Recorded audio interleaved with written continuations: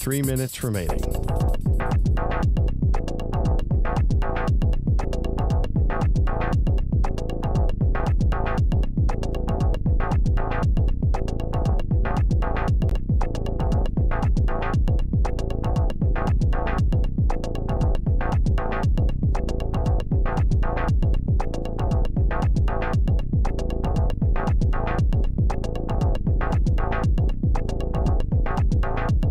Two minutes, 30 seconds remaining.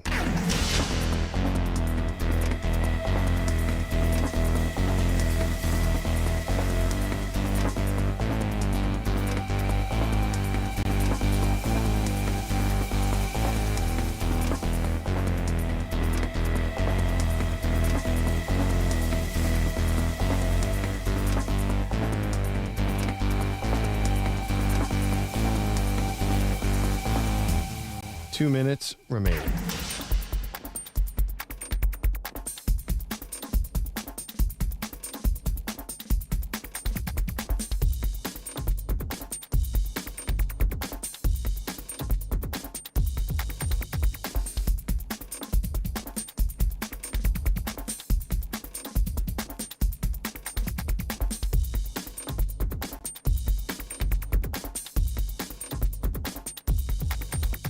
One minute, 30 seconds remaining.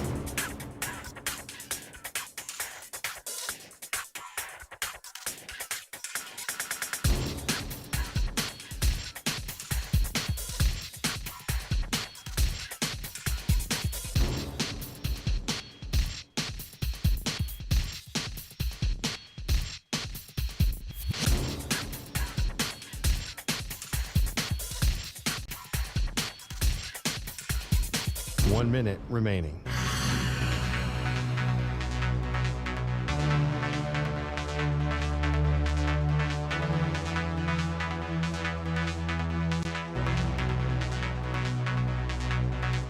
Forty-five seconds remaining.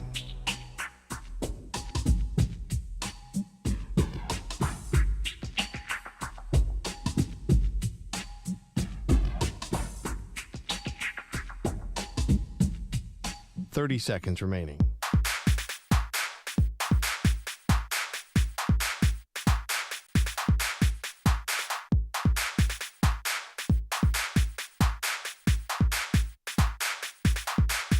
Fifteen seconds.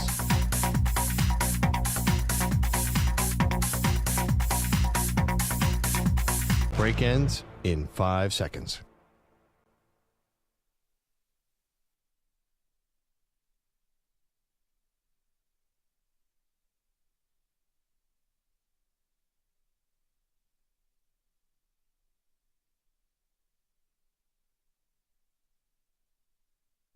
To infinity and beyond.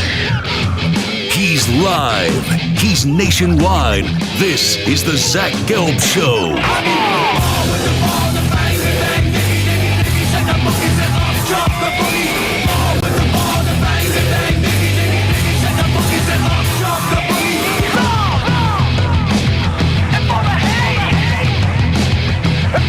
Here's your host, Zach Gelb.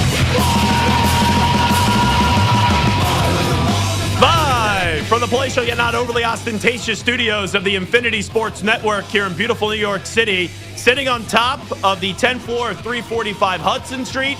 Welcome on in to what is a Wednesday edition, a new league year edition of the Zach Gelb Show across all of our local Infinity Sports Network affiliates, Sirius XM, Channel 375, the free Odyssey app, and of course, streaming live on YouTube. 855-212-4227 is the number to jump on in. That's 855-212-4227. You could always get at me on Instagram, where I'm straight flexing, or via the good old cesspool of Twitter, at Zach Gelb. That's ZACHGELB. Former MVP, did play for the Raiders, won an MVP with the Raiders. Rich Gannon, he's going to stop by right at the top of the hour when the new league year does commence at 4 p.m. Eastern time. Ryan Hot Take Hickey will join us in studio today at 5 p.m. Eastern, 2 p.m. Pacific time. You know, if I was a cheesy radio host, I would send out a very emotional post right now, and a post of great thanks, like, oh, I'm so fortunate to be on the air right here on the Infinity Sports Network as the new league year starts. No place I would rather be, and right, just hype up the moment. But when 4 p.m. Eastern time does occur, and maybe I'll put my foot in my mouth at 4 p.m. Eastern time, and I could be wrong with what I'm about to say, I don't think it's going to be that crazy. Because years ago, we used to get right to 4 p.m. Eastern time, and it was like, bam, news after news after news after news.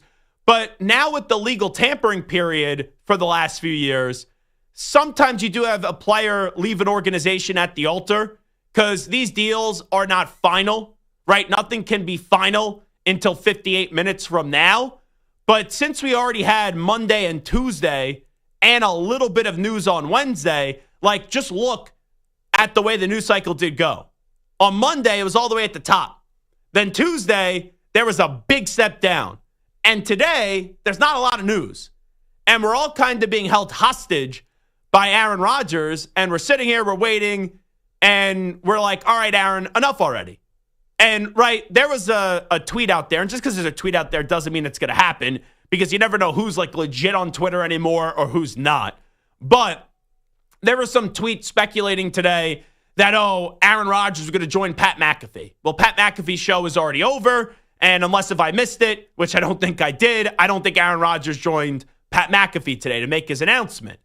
Also, I heard Peter Schrager say, I forget where it was, and may have been on the NFL Network, right? That's where he works for, that this Rodgers stuff could take up to 4 weeks. If that's the case, Aaron, just retire. If you take 4 weeks to make up your bleeping mind, just admit that you're a drama whore. All right? I don't need Aaron Rodgers to be talked about. And I know we have to talk about Aaron Rodgers a lot, but for 4 more weeks. It's such an obvious decision, right? You either go to the Steelers or you go to the Giants. I don't think, even though Brett Favre is now advocating for Aaron Rodgers to join the Vikings, I don't think the Vikings are opening up their building to Aaron Rodgers. I don't. Tennessee, he has a house in Nashville. Maybe he'll wind up with the Tennessee Titans. I've already heard that rumor before. So it's not going to happen. It's either you go to the Steelers or you go to the Giants. And why would you go to the Giants? Not that the Steelers are this great destination, but with the Steelers, you're not going to get this ending of like Peyton Manning riding off into the sunset after winning Lombardi Trophy. Or Brady leaving New England. I know it wasn't his final season, but going to Tampa Bay and winning a Super Bowl. You were in Green Bay for a while. You won a Super Bowl early on in your career. And then you had good teams towards the end of your run in Green Bay. And not every loss was your fault. But there were moments in the last few years where you couldn't beat San Francisco. And in that game, I'll blame it on him. Right? He was trying to force the ball to Devontae Adams when I think he had Allen Lazard wide open down the middle of the field. You had Tampa Bay in your own building as you had home field advantage. Brady threw not 1, not 2, but 3 interceptions in the second half, and you were Mr. 3 and out in the second half. So if you couldn't get the job there done in Green Bay, you go to the Jets. All right, the Jets have some talent. You got hurt the first year. All the air went right out the balloon. And the second year, you were rusty, and that team wasn't as good as what you thought they were. So, the ship to me has already sailed on Aaron Rodgers. And this idea of Aaron Rodgers getting a second Super Bowl or even just playing in a second Super Bowl, I think that's the crazier part with Aaron Rodgers. It's not that he hasn't won a second Super Bowl. He hasn't even played in a second Super Bowl for how talented he was for so many years. So now this idea of Rodgers winning another one after he couldn't get the job done in Green Bay, didn't work out in New York, so now he's going to go somewhere else, and that team's going to be a Super Bowl contender? No. The Giants with Aaron Rodgers would be lucky to win 7 games, if we're being honest. Maybe 8. That's the apex. But if he goes to the Steelers, you know what his Super Bowl would be? His Super Bowl would be winning a playoff game. Because the Pittsburgh Steelers, who used to be about winning Super Bowls, they have not won a Super Bowl or a playoff game, since the 2016 season. So if Aaron goes to Pittsburgh, let's say they go 10-7. Let's say they win 11 games, even if they don't have a home playoff game, right? Even if they don't win the AFC North. If the AFC North goes to Baltimore or to the Bengals if you could go on the road wild card weekend and win a playoff game, which I think Aaron Rodgers could do, that's the best that I could see it going for you in Pittsburgh. But if you're going to take 4 weeks, which I don't believe, but if you're going to take 4 weeks, and I could put nothing past Rodgers, but I don't believe that's going to be that long, even for Rodgers with the drama game that he plays. But if you're going to take 4 weeks, just retire at this point. Because a 4-week wait to see you go to Pittsburgh and maybe at best win one playoff game is not worth my time. So this was from Andrew Filipponi, Pony Express. Great NFL insider Peter Schrager, watching him on the NFL Network, says it could be up to 4 weeks until Aaron Rodgers makes a decision. The Steelers are giving him some space right now, Schrager said. And then Filipponi said, you've got to be kidding me. I don't buy that.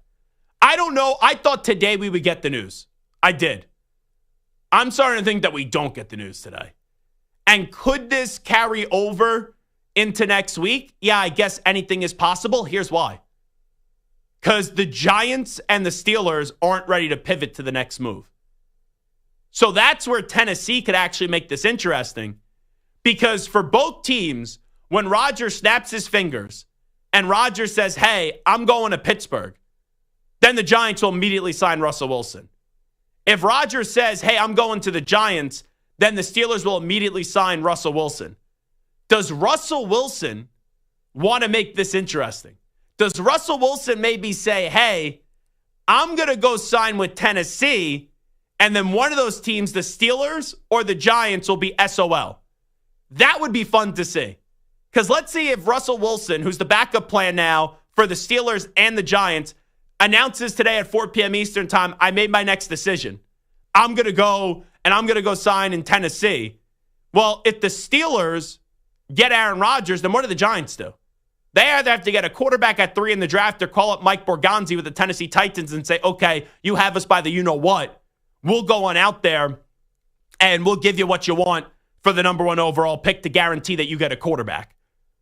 If, let's just say, Russell Wilson goes to Tennessee, Aaron Rodgers then says, I'm going to the Giants, then the Steelers have the potential. I ultimately do think Rodgers will sign with the Steelers. But then the Steelers have the potential to be the biggest loser of the offseason, which is wild because how much have we gone out of our way to praise the Steelers for going on out there trading a second-round pick for DK Metcalf and giving him a 5-year, $150 million contract. But Steelers fans, what happens there, even though I think you're getting Rodgers, if you see Russell Wilson say, I'm done waiting, I don't want to be the backup option, I'm going to Tennessee, and then Rodgers goes, you know what, I had a change of heart, I don't want to go to Pittsburgh, I'm going to the Giants. Then what do the Steelers do? Justin Fields is already off to the Jets. Now, nothing's official, but it becomes official in 50 minutes. Geno Smith got traded to the Raiders. Sam Darnold is with the Seahawks. It's like, what? Kirk Cousins? But then I read something right before we got on the air that according to Yahoo Sports, the Falcons are expected to keep Kirk Cousins through Sunday's deadline and pay him the $10 million he's due per Charles Robinson. So I don't even know if Kirk Cousins then is available. So what the heck would the Steelers do if we get to a spot where Russell Wilson goes to Tennessee, Aaron Rodgers goes to the Giants? You want to hear a funny suggestion? And this would be weird because this guy's associated with the Ravens. But we've seen Joe Flacco go to Cleveland. Could you then imagine Joe Flacco at 40, who's still out there, and I gather he wants to play? Can you imagine then Joe Flacco starting for the Pittsburgh Steelers? So that becomes fascinating. If Russell Wilson says, you know what, I'm done waiting for the Giants and the Steelers for me to be their backup option, and then he goes and jumps to the Tennessee Titans. But also, could the Giants panic here? That's the other thing. Because I know people could say what they want about Joe Schoen, and I know Joe Schoen has been dragged through the mud the last year. I don't think he made the wrong decision to initially allow Saquon Barkley to go. But if Saquon Barkley found his way to Chicago or Houston, I don't think that we're slamming Joe Schoen as much as we are. The reason why Joe Schoen gets slammed is because Saquon Barkley ended up going to Philadelphia, right?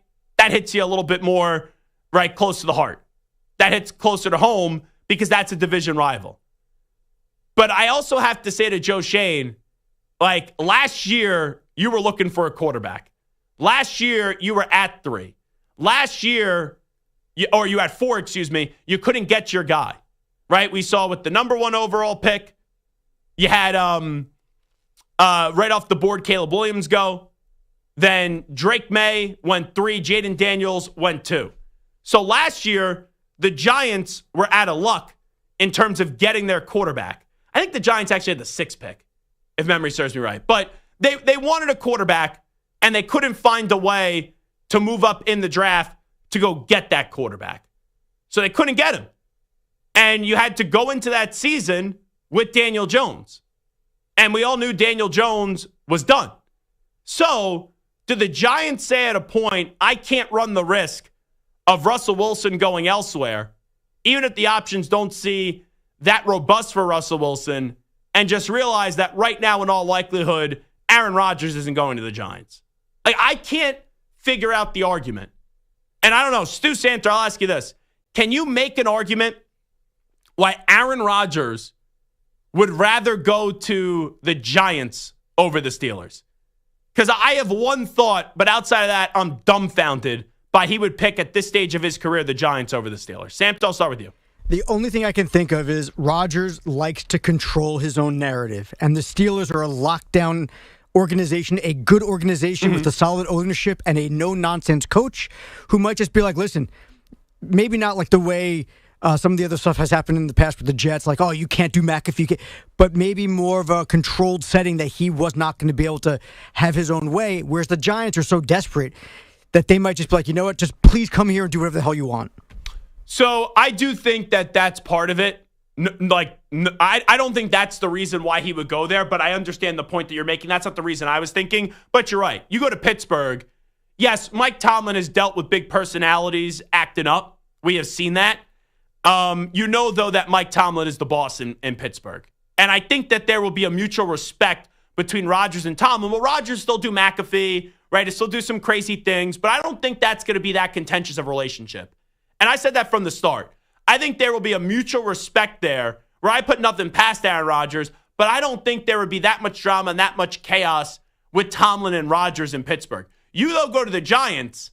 I don't think Aaron Rodgers is being told what to do by Joe Schoen or Brian Daboll, just like how he wasn't going to get told what to do by Robert Saleh and Joe Douglas. So it's a good thought there, Samter, but not the one that I was thinking of. Stu, you have an idea? The only thing I was thinking of is he likes New York after his 1 year there, or I guess 2 years now, and doesn't want to move again. That's really all I have. I can't think of another good reason. So the only thing I think of is the money. That's the only thing I can think of. And I would say you've made so much money at this point, I would take less to go put myself in a better situation. But there's been some conflicting reports out there about what the money is. And if it's just about who's the highest bidder, the Giants aren't going to get outbid for a quarterback this late in the game. That's the only thing I could think of why he would go to the Giants over the Steelers. I'm not saying there's not merit to what you guys are saying, right? Because the control could always be a factor. The destination to me is not that big of a deal. Like, Aaron has enough money where if he really wants to be in New York, you get to New York whenever you want. Those are potential thoughts, but ultimately maybe it comes down to the money, and I never put that past the players whatsoever. I mean, he's made $380 million in just salary alone. Yeah, but right? Sam, plus endorsements and the discount double check. I say this respectfully. Yeah. That's you saying that. That's me saying that. That's Stu saying that. When you make that much money and you play this lethal sport, it's an ego part of it. It's about getting the most amount of money possible. Like Myles Garrett, the only reason he's staying in Cleveland is because they gave him a ridiculous contract offer.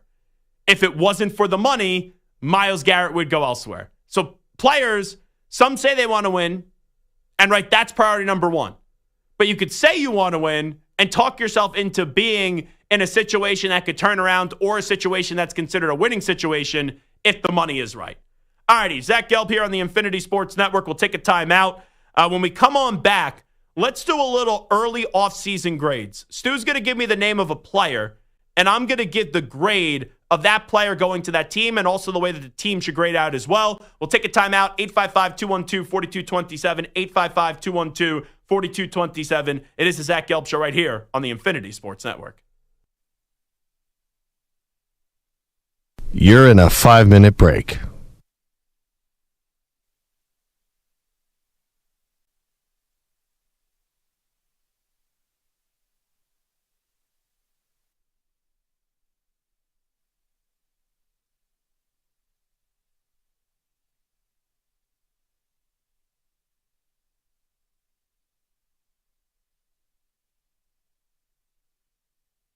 4 minutes, 30 seconds remaining.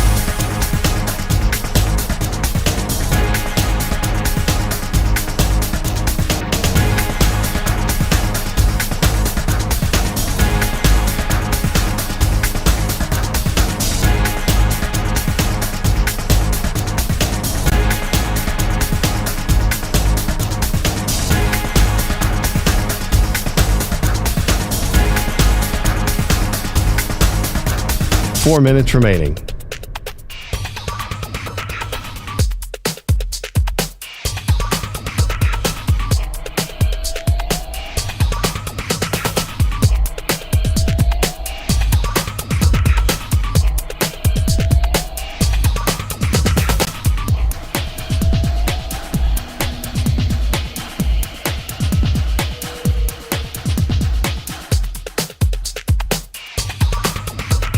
Three minutes, 30 seconds remaining.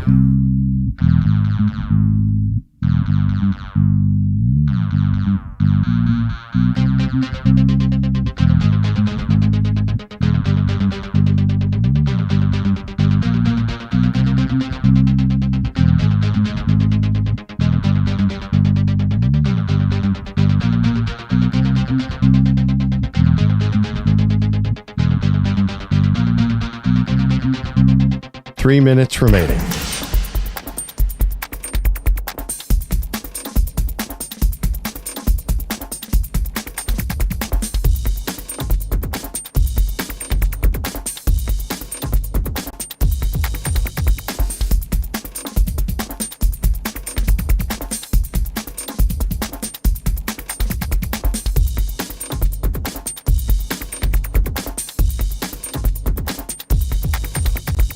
Two minutes, 30 seconds remaining.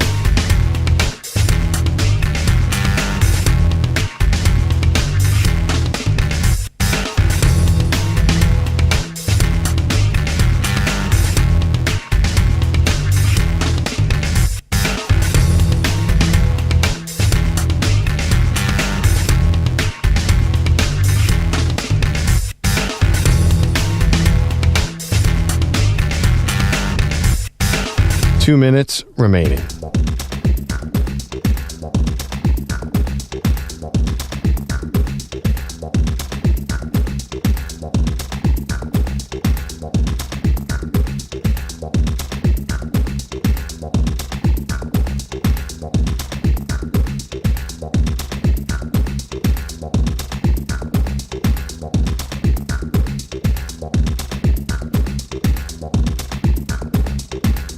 One minute, 30 seconds remaining.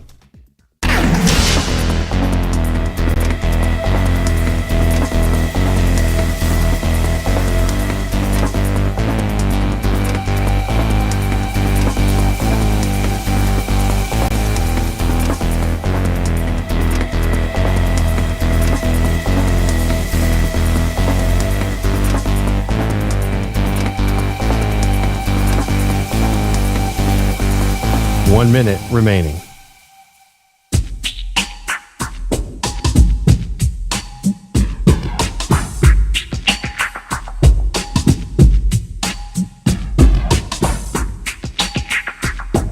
Forty-five seconds remaining.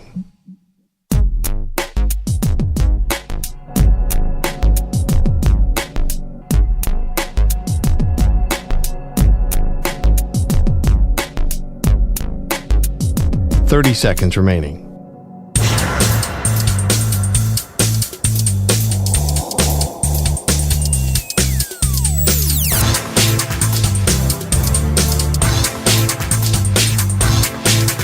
Fifteen seconds.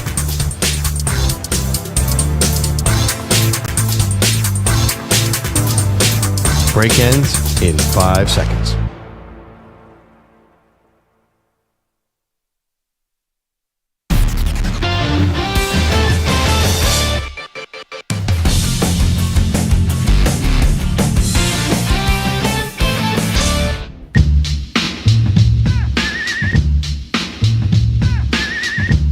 You're listening to the Zach Gelb Show on the Infinity Sports Network.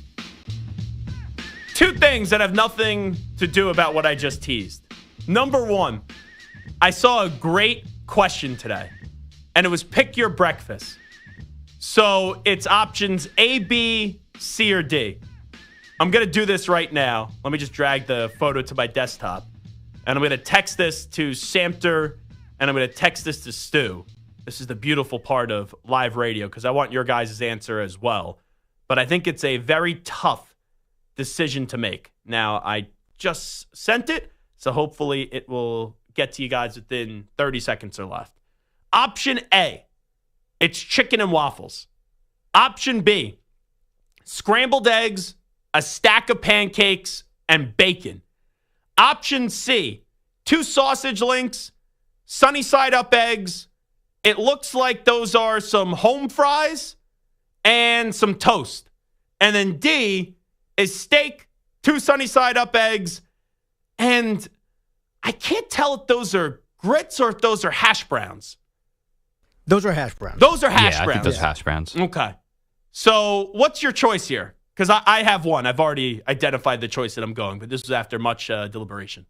I'm just going to say very unequivocally, I've never understood the chicken and waffles thing. Fried chicken in the morning just does not work for me, so I'm canceling A immediately. Really? Oh, fried chicken, greasy fried Samter? chicken in the morning? No, thank you. Take a few puffs, then you'll understand why it works good. That's all I'll say. It'll calm you down, too. So you take A out of it. At like 8 in the morning? No, thank you. After a late night of drinking, too, you need a little grease. It's not the worst thing in the world. But it would not be my option one. I agree with you. So for me, I'm going B. Pancakes, bacon, and scrambled eggs. Okay. Stu? Similar to Samter, I will take out D. I am not a fan of steak in the morning.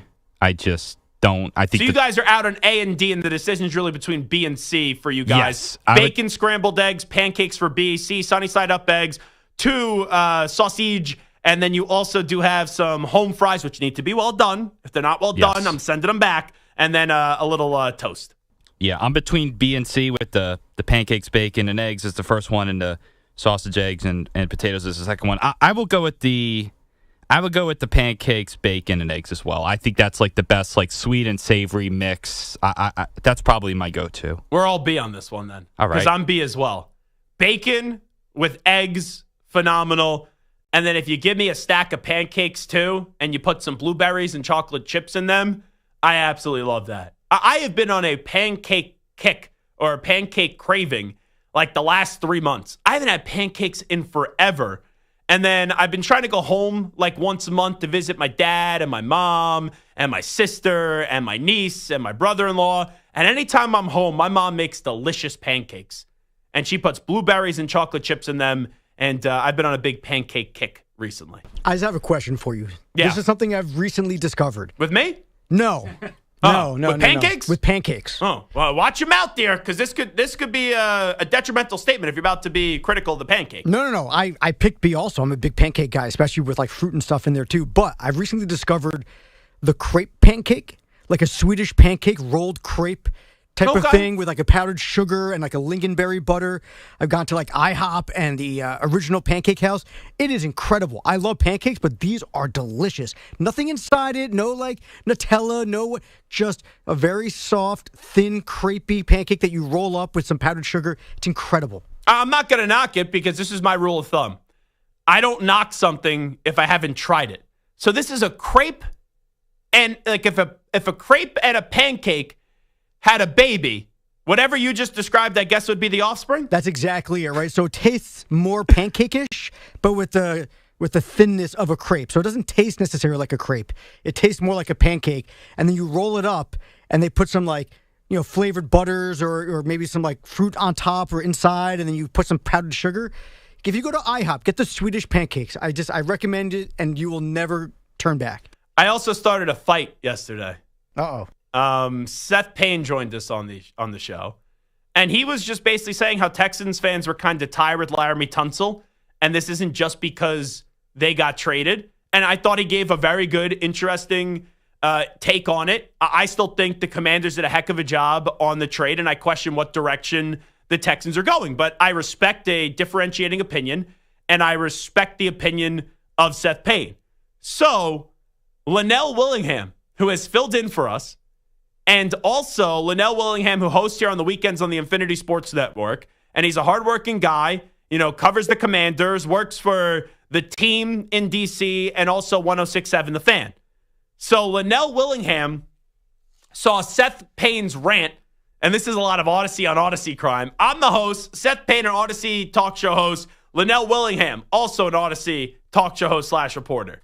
So Linnell Willingham tweets out our video and says, so Texans fans and media have convinced themselves that this was a good deal for them. 1, 2, 3, 4 laughing face emojis. Name 3 better left tackles. I'll wait. So I saw this tweet, and I didn't have a problem with it. But you're asking Linnell, can you name 3 better left tackles? And I think I can not only name 3, I think I can name 4. So Trent Williams, when he's healthy, is better than Laramie Tunsil. Jordan Mailata is better than Laramie Tunsil. Tristan Wirfs is better than Laramie Tunsil. And the Snowman, Deion Dawkins, is better than Laramie Tunsil. And there's some other guys that you could have a conversation entering 2025, like is Garrett Bowles, Rashawn Slater. But those are 4 that I can name. So Seth Payne, he went back into his old tweets, and he pulled up a tweet from January where it was, I hold Tunsil to a higher standard. He could be an all-pro, genuinely top-tier guy. If he would just run block the way he should, it's glaringly different from the Trent Williams, Penei Sewells of the world. And those guys commit about 1 to 2 false starts per year. The inattention to detail from a team leader is frustrating. So when the whole O-line is as ineffective as it's been, it's hard for me to heap praise on a bell cow who sets a poor example. Now, that's what Seth Payne tweeted back to Linnell. And I haven't seen anything since from Linnell Willingham. So I would want a response from Linnell Willingham back at Seth Payne. And yes, this is me stirring the pot. There is no doubt about that. Now, I'm just curious because I didn't think about this until now. All-Pro voting 2024 offensive tackles. I'm wondering how the rankings kind of play on out here. Because, like, all Linnell was saying was, can you name 3 left tackles better than Laramie Tunsil? So all-pro voting for this year, and remember, Trent Williams, I can't imagine got many votes, if any at all, because he was hurt for most of the year. So Tristan Wirfs had 98 votes. Jordan Mailata had 46. Deion Dawkins had 26. Rashawn Slater had 13. Garrett Bowles had 9. So those are 5 linemen right there. And then Laramie Tunsil had 7. Trent Williams ended up getting 1. So there you go on that. I will say this. I know that PFF is not the end-all, be-all, but especially for offensive linemen, it's one of the best I would say this about PFF. I appreciate the information. Yep. I'd rather have the information than not. Yep. I'm not devaluing it, but I always say I take it with a grain of salt. 100%. It's like how I feel with all analytics. It's just, with other positions, you can use stats or the eye test. It's really hard with offensive linemen because you have to understand, protection plans, and you have to understand pancakes. Now I want pancakes. But you know what? Laramie Tunsil likes those crepe pancakes that Samter was talking about. Deion Dawkins likes the real butter pancakes with the chocolate chips and the blueberries. Seth Payne called him soft. He said he can't run block. That's what you get when you like the Swedish pancakes. But are you saying you're soft, Samter? I'm very soft, especially around the midsection area. But according to PFF, which is really the best indicator of offensive linemen that we can really have without having statistics at our fingertips, Laramie Tunsil was the 19th ranked tackle in the NFL last year. 19th. I didn't think you were going to give me that stat. I thought you were going to give me a stat here that was like, he was 3rd or 4th. 19th. 19th. Jordan Mailata, Rashawn Slater, Penei Sewell, Teron Armstead, Lane Johnson. Now, this isn't right tackle, left tackle. This is just tackle. Yeah, I was going to say, because Penei Sewell's a right tackle. Right. So it's not necessarily differentiating, but there's a lot of guys on here who are ahead of him, and I don't know which ones specifically are right and left 100%, but there's enough names there that you can certainly make the conversation there. So I think what just happened here shows a bigger issue with just social media, right? And I've done this before, but it's always like you got to slam dunk on someone. And you can't admit that maybe there's reasons for a trade where it's not always one team just completely abuses the other team in the trade and makes it lopsided. The Texans felt like there was a reason why they wanted to get rid of Laramie Tunsil. Is Laramie Tunsil as great as what the average fan thinks he is? No. Could I also say, oh, Laramie Tunsil's a player, if I'm the Washington Commanders, that I would give up what they gave to go get him? Absolutely. If you recall when we talked to Seth yesterday, I was the one that said, I like this deal for the Commanders. Give me a better understanding of it. And Seth said, well, he's not good at run blocking and too many penalties. And this is a growing issue that I didn't realize, to be fair, of Texans fans having with Laramie Tunsil, not just, oh, he got traded and now all of a sudden we're going to say he wants out. But I do find it funny. Linnell's like, and I know it's an obscure position. Left tackle's so important, obviously. But in terms of us talking on the radio, we're not sitting here and spending a full segment like we just did most days on left tackles. But when you say, can you name 3 left tackles that are better? I don't think it's that difficult to do. And if you want to say, oh, well, you can't say Trent Williams because there's some questions after Trent Williams coming off the injury. Well, I gave you the 3 left tackles that right now I think are better with Jordan Mailata, with Tristan Wirfs, and Deion Dawkins. And I don't think any of those 3 guys are up for debate. And not that the all-pro voters are the end-all be-all, but Wirfs, Mailata, and Deion Dawkins had the 3 most votes out of left tackles this year. So it's a good move for the Commanders. The Texans, it's now, what are you going to do to replace him? But I think that you could have both parties be right here, where Linnell is like looking at it saying, hey, how dare anyone criticize Laramie Tunsil? There are reasons to criticize him. He's a very good player. I wouldn't say he's great right now. He's someone that you would want, and it makes sense for the Commanders. But I think that there is more of a thought and more of an explanation that Seth provided us yesterday that was helpful, that ends up giving us a little insight on why the Texans ended up moving off of him. All right, it is Zach Gelb Show on the Infinity Sports Network. First segment, if I follow this rundown, we were supposed to talk about the Bills adding Joey Bosa and the Ravens adding DeAndre Hopkins. Instead, we talked about Aaron Rodgers. Second segment, we talked about pancakes. We talked about Seth Payne and Linnell Willingham and offensive tackles. We were supposed to talk about off-season grades. The next segment, we're supposed to talk about Amon-Ra St. Brown and his comments about the Bears. We will not do that in the next segment. We will do our off-season early grades when we come on back. And here's something that we will not move off of. The only way we move off of this is if he doesn't call.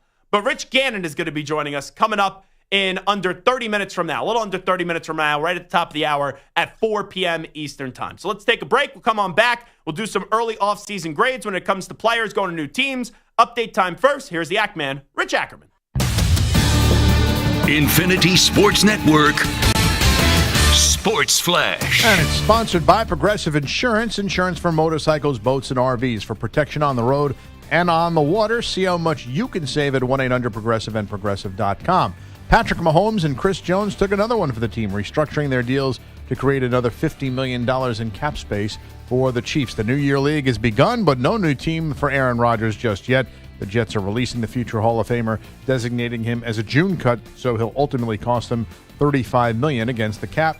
No big moves so far today after the flurry Monday and a little more yesterday. 2 of the NBA's best teams meet tonight when the Celtics host the Thunder. OKC leads the West and has the second most wins behind the Cavaliers, but with their history, head coach Joe Mazzulla said the defending champs don't need any extra motivation tonight. They do a great job of understanding what we need to get accomplished and, continue to do that. So I don't think so. I mean, I think it's a different type of character in that locker room, and, I think they're focused on winning regardless of when it is.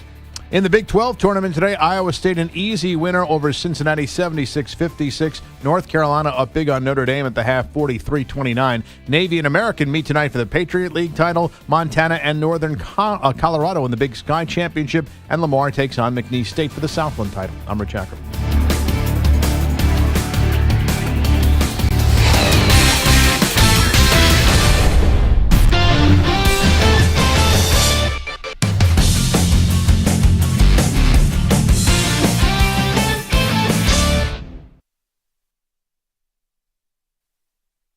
You're in a 5-minute break.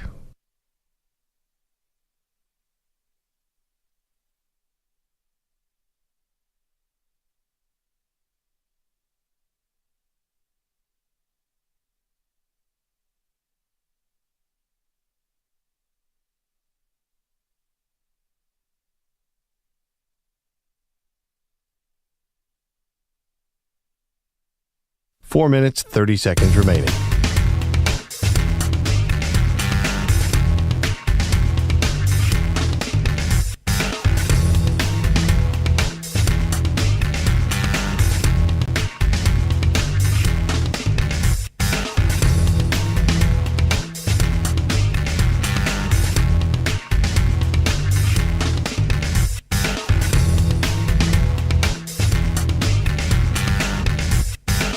Four minutes remaining.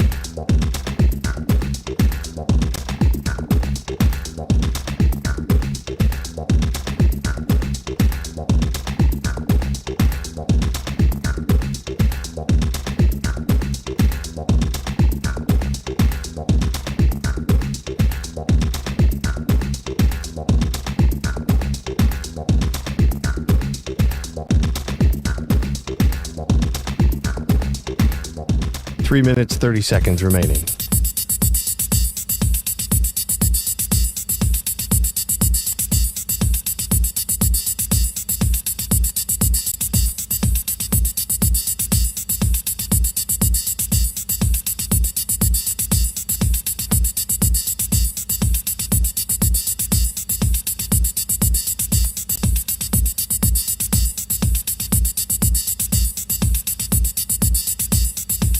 Three minutes remaining.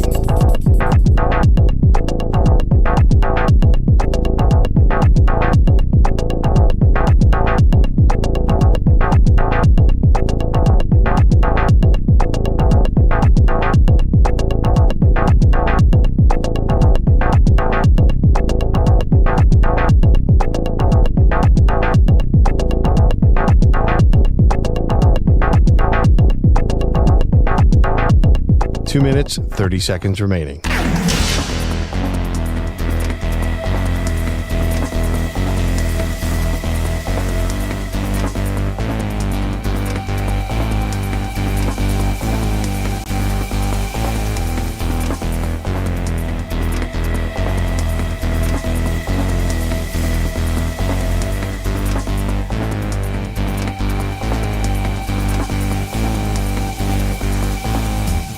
Two minutes remaining.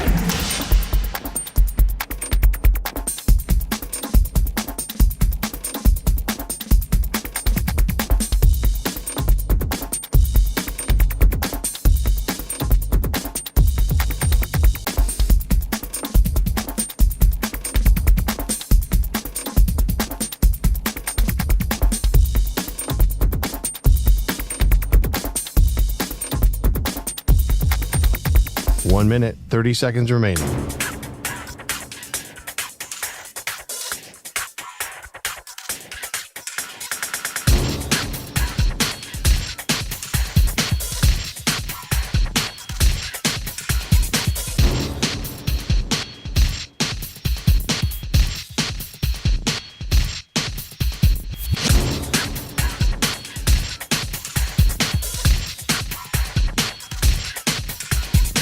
One minute remaining.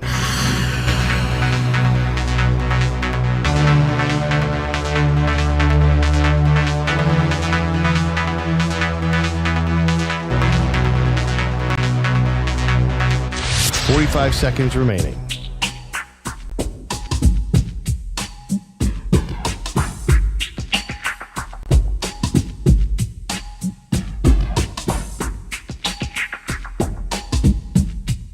Thirty seconds remaining.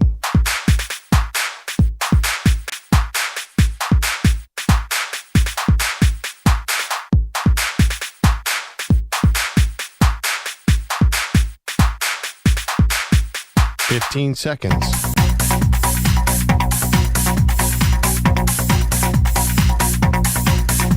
Break ends in 5 seconds.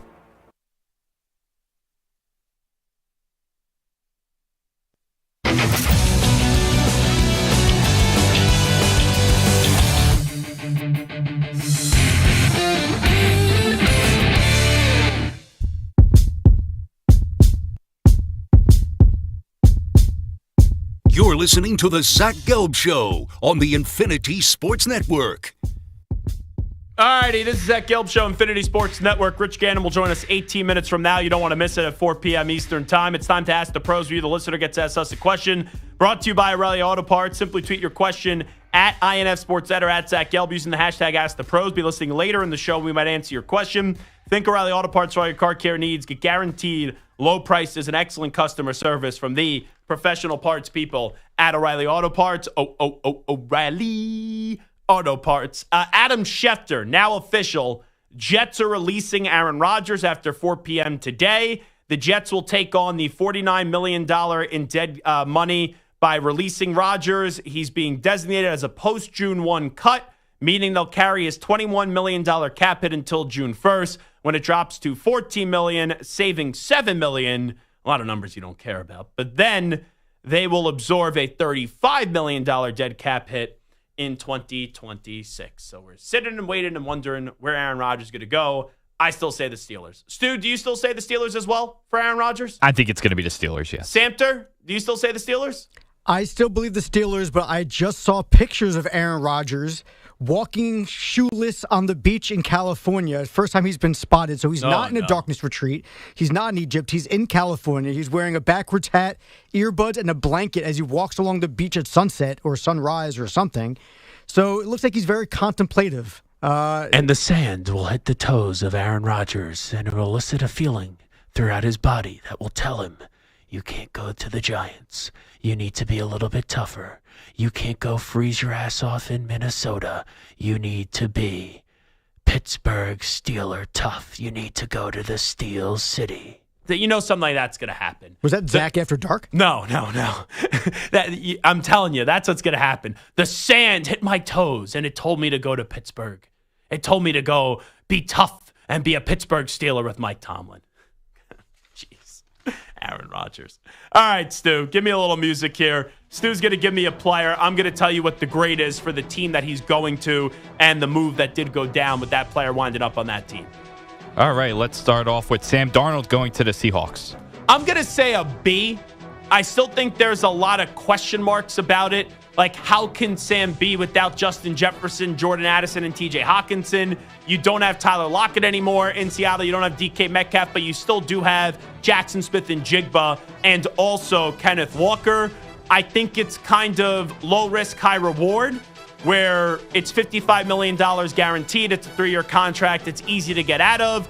I think it's a younger option for Seattle, but I don't know how much better he is than Geno Smith. So it's a fine move. It's worth the gamble. It's a B. I don't think that it's anything wild, though. Devontae Adams also heads west. He goes to the Rams. A. I like this. I think he's more reliable than Cooper Kupp. Unfortunately, Cooper Kupp, the last 3 years, has only played in 33 games, so Cooper Kupp was just officially released today. So I think that this is an A. Devontae Adams is a better number 2 at this stage of his career than Cooper Kupp is. And you got Puka Nacua, who changed numbers from 17 to 12. And the Rams still have a open Super Bowl window since they did retain the services of Matthew Stafford. So I go A for Devontae Adams. Najee Harris joins Jim Harbaugh in the Chargers. It's because of the position that I'm not going to give this an A. And Najee Harris also isn't a superstar like a Derrick Henry or a Saquon Barkley. But I think Najee Harris, who's had 4 straight 1,000-yard seasons to open up his career, is going to benefit more and be appreciated more in LA with the Chargers and also working with Jim Harbaugh, who Jim Harbaugh loves him some running backs. So I'm going to give this a B+, which unless if you're a superstar running back like a Derrick Henry or a Saquon Barkley, I think a B+ is the highest I'm willing to go for a running back that's not a star running back. So I like this move a lot. What about Daniel Jones to the Colts to compete with Anthony Richardson? D. I just don't think there's much here. Even if Daniel Jones gets the starting job in Indianapolis, can he play well for 2 or 3 games? Sure. You know, you have Jonathan Taylor, you got Pierce, you got Michael Pittman Jr. Do I look at Daniel Jones as this quarterback that the Giants messed him up? I don't think the Giants were a great destination, but I also think Daniel Jones should have been the 6th overall pick in the draft. I think Daniel Jones will ultimately play in Indianapolis, but that's more of an indictment on Anthony Richardson, more so than me saying Daniel Jones is this great quarterback. So I go D.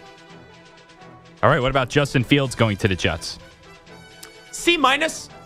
It was more money than I actually thought. $30 million guaranteed on a 2-year deal for the services of Justin Fields, who basically has accomplished nothing. I still don't know what Justin Fields is. I know he needs to work on throwing the football. I know he could run the football. In Chicago, it wasn't all his fault. I put that more on the Bears organization. But then he goes to Pittsburgh, and he was winning games, playing fine. It wasn't like going crazy. It wasn't knocking your socks off, but he was playing fine.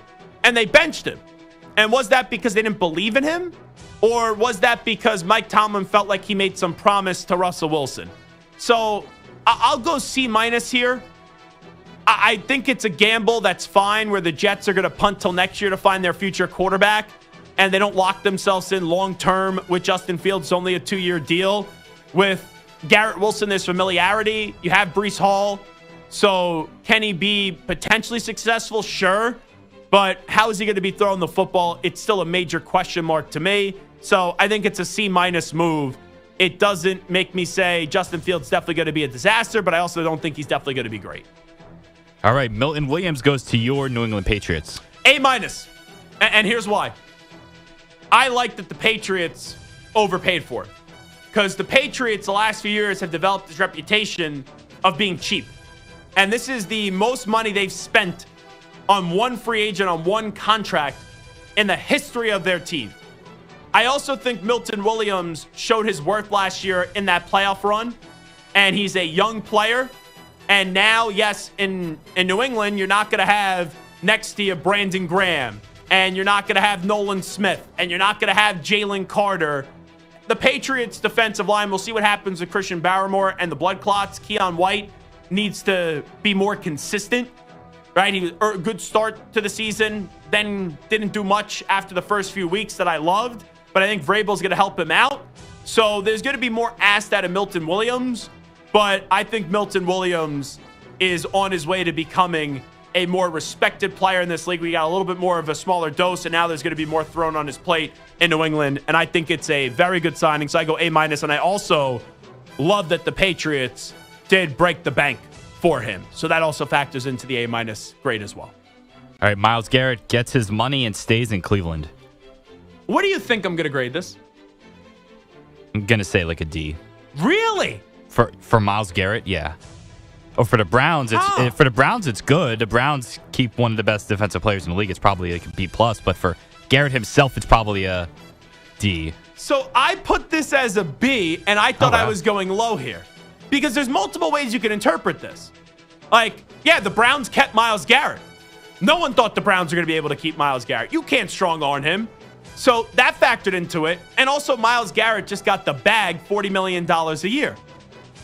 But the reason why I didn't make this an A, because the player's an A++. But I put it as a B because, yeah, it's nice to see a player stay with one team. Sure, it's nice that Myles Garrett got a ridiculous contract, and I was impressed that the Browns were able to keep him. But I also just feel terrible for Myles Garrett, which is weird to say you feel terrible for a guy that just got $123 million guaranteed and $40 million a year, and he made that decision. But I don't want to hear him bitching a few years from now, oh, I'm not happy in Cleveland, this team can't win. Because you're a dummy if you ever thought Cleveland was going to turn this around. So I put it as a B, and the more I talked it out, Stu, you may be right. I may have to knock that down a little bit more, but I'll stick with my grading of a B because I was more so impressed that the Browns were able to sway Myles Garrett. I know they just threw a bag of cash at him, but they were actually made him say, okay, I'm actually going to say and put pen to paper. So I go B there. What about Joe Thuney, who goes from the Chiefs to the Bears? A+. So Joe Thuney's still a heck of a player, even though he's getting up there in age. That guy is on a trajectory to be in Canton, Ohio one day. And the Bears, with also getting Jonah Jackson and Drew Dalman, they have completely revamped their offensive line, which outside of finding a good head coach, revamping that offensive line was priority number one. So you could give Caleb Williams a chance to actually succeed this year and reach his potential. So Joe Thuney, I go A+. All right, what about Geno Smith to my Raiders? What would you give this grade, Stu? Say like a B-. Okay, we're not that far off. I went C. Do I think Geno Smith is a long-term answer? No. Do I think Geno Smith will be a top 10 quarterback with the Raiders? No. But the Raiders are on a weird trajectory where they're not as good as the Broncos, not as good as the Chargers, clearly not in the same class as the Kansas City Chiefs. but Pete Carroll's on limited time and he's trying to restore them to respectability. So they need to bring in a veteran quarterback, and there's familiarity there. So I don't think Geno Smith is that great. I don't think he's bad. And I think this is another placeholder guy where the Raiders have been stuck. So that's why I kind of give it the most average grade that I could in a C. And C still gets degrees. That's what I kind of learned when I was at Temple University, at least for my major. So what do we got? All right, what about another? And that's a 30 under 30 person, by the way, that got C's to degrees. Congrats. And still got honored by the university. Thank you. What about another former Seahawk, DK Metcalf, going to the Steelers? A. So I still think there's questions on how great DK Metcalf is, but the Steelers have been trying now for the last 2 years to get another piece to complement George Pickens. I think DK Metcalf, hot take of the day, is better than George Pickens. And also, I think this puts some pressure on George Pickens because the Steelers would be fools to extend George Pickens this offseason. So they said, not only are we going to bring in another wide receiver, we're going to bring in a wide receiver that's better for you, give up a second-round pick, and also pay him 5 years, $150 million. Let's see if you matured, George Pickens. Let's see if you can handle that. And if you go and ball out this year, either two things will happen or three things would happen. We'll let you walk in free agency, we'll slap the franchise tag on you, or we'll reward you and give you a contract. So I love the DK Metcalf move for the Steelers because it gives them a replacement plan for George Pickens, which is actually an upgrade. And also it challenges George Pickens, and we'll get the ultimate test if he's actually changed from the nonsense that we've seen the last 3 years with him. All right, last one here. We have Deebo Samuel going to the Commanders. Who? Deebo Samuel. Oh. Your guy. B-. I think it's a fine move. I think it's a nice complimentary piece to their number one wide receiver in Terry McLaurin. I'm excited to see what the athleticism of Deebo Samuel could do when he's paired up with Jaden Daniels, and I like Brian Robinson a lot there. And you also have Austin Eckler, I still believe is under contract with the Commanders. But there's a lot of mileage on the tires of Deebo Samuel. And he's someone that I think he's on the decline, but he could still be a very productive player. It's just, when is that tire going to pop? When is the air going to come out of the balloon? And I think he's already on the decline. I still think he could be good, though, for another year or two. So I will give Deebo Samuel a B-. All righty, this is Zach Gelb Show right here on the Infinity Sports Network. We'll talk about the future of Aaron Rodgers next. We will also talk about Geno Smith getting traded to the Raiders, Sam Darnold landing in Seattle. Are the Raiders now out on a quarterback at 6 since they do have Geno Smith? And also we'll get some thoughts on some other quarterback situations around the league with former NFL MVP, now with SiriusXM NFL Radio. Rich Gannon joins us next.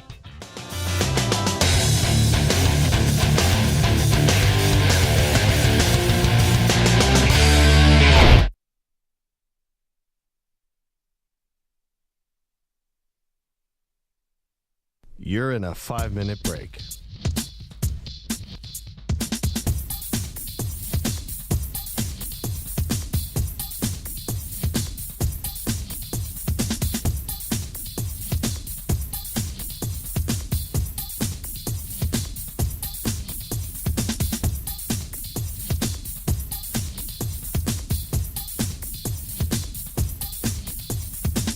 Four minutes, 30 seconds remaining.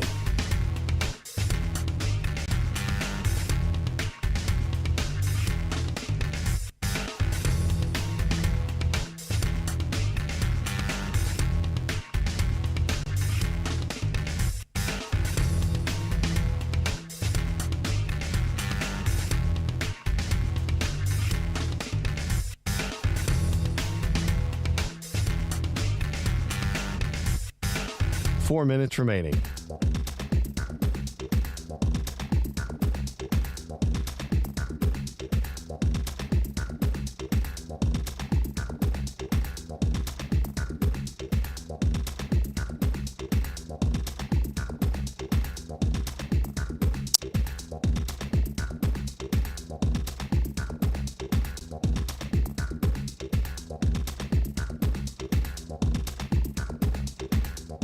Three minutes, 30 seconds remaining.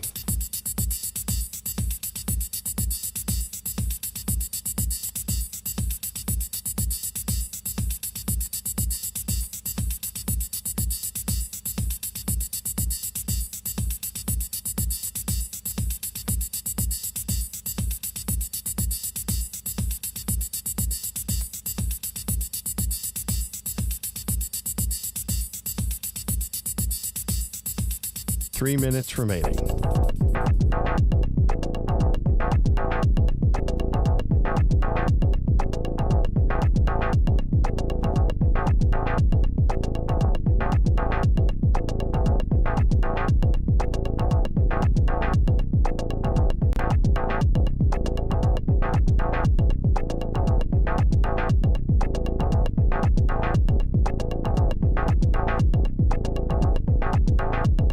2 minutes, 30 seconds remaining.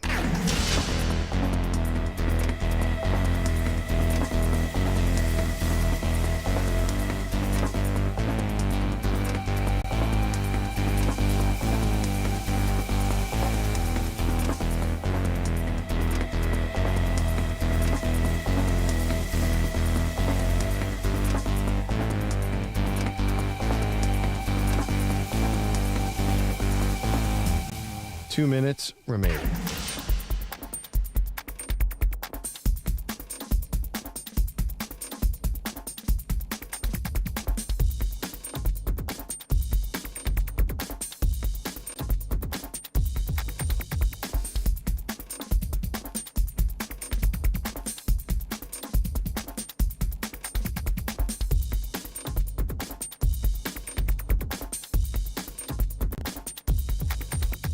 One minute, 30 seconds remaining.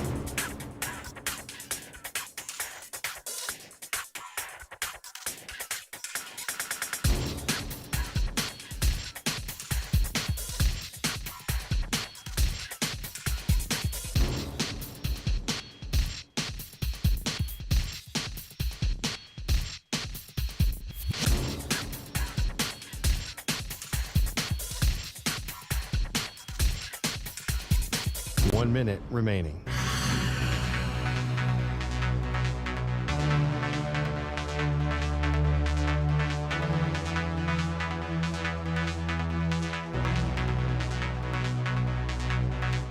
Forty-five seconds remaining.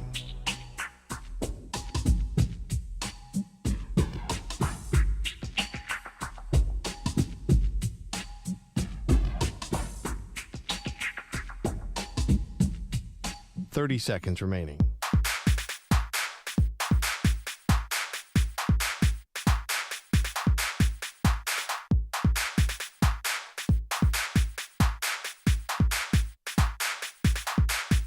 Fifteen seconds.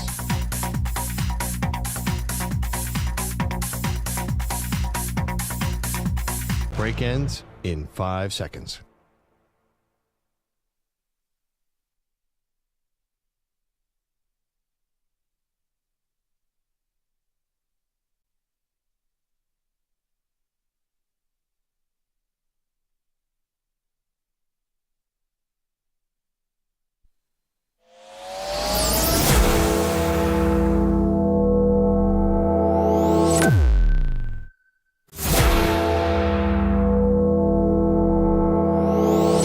Infinity and beyond.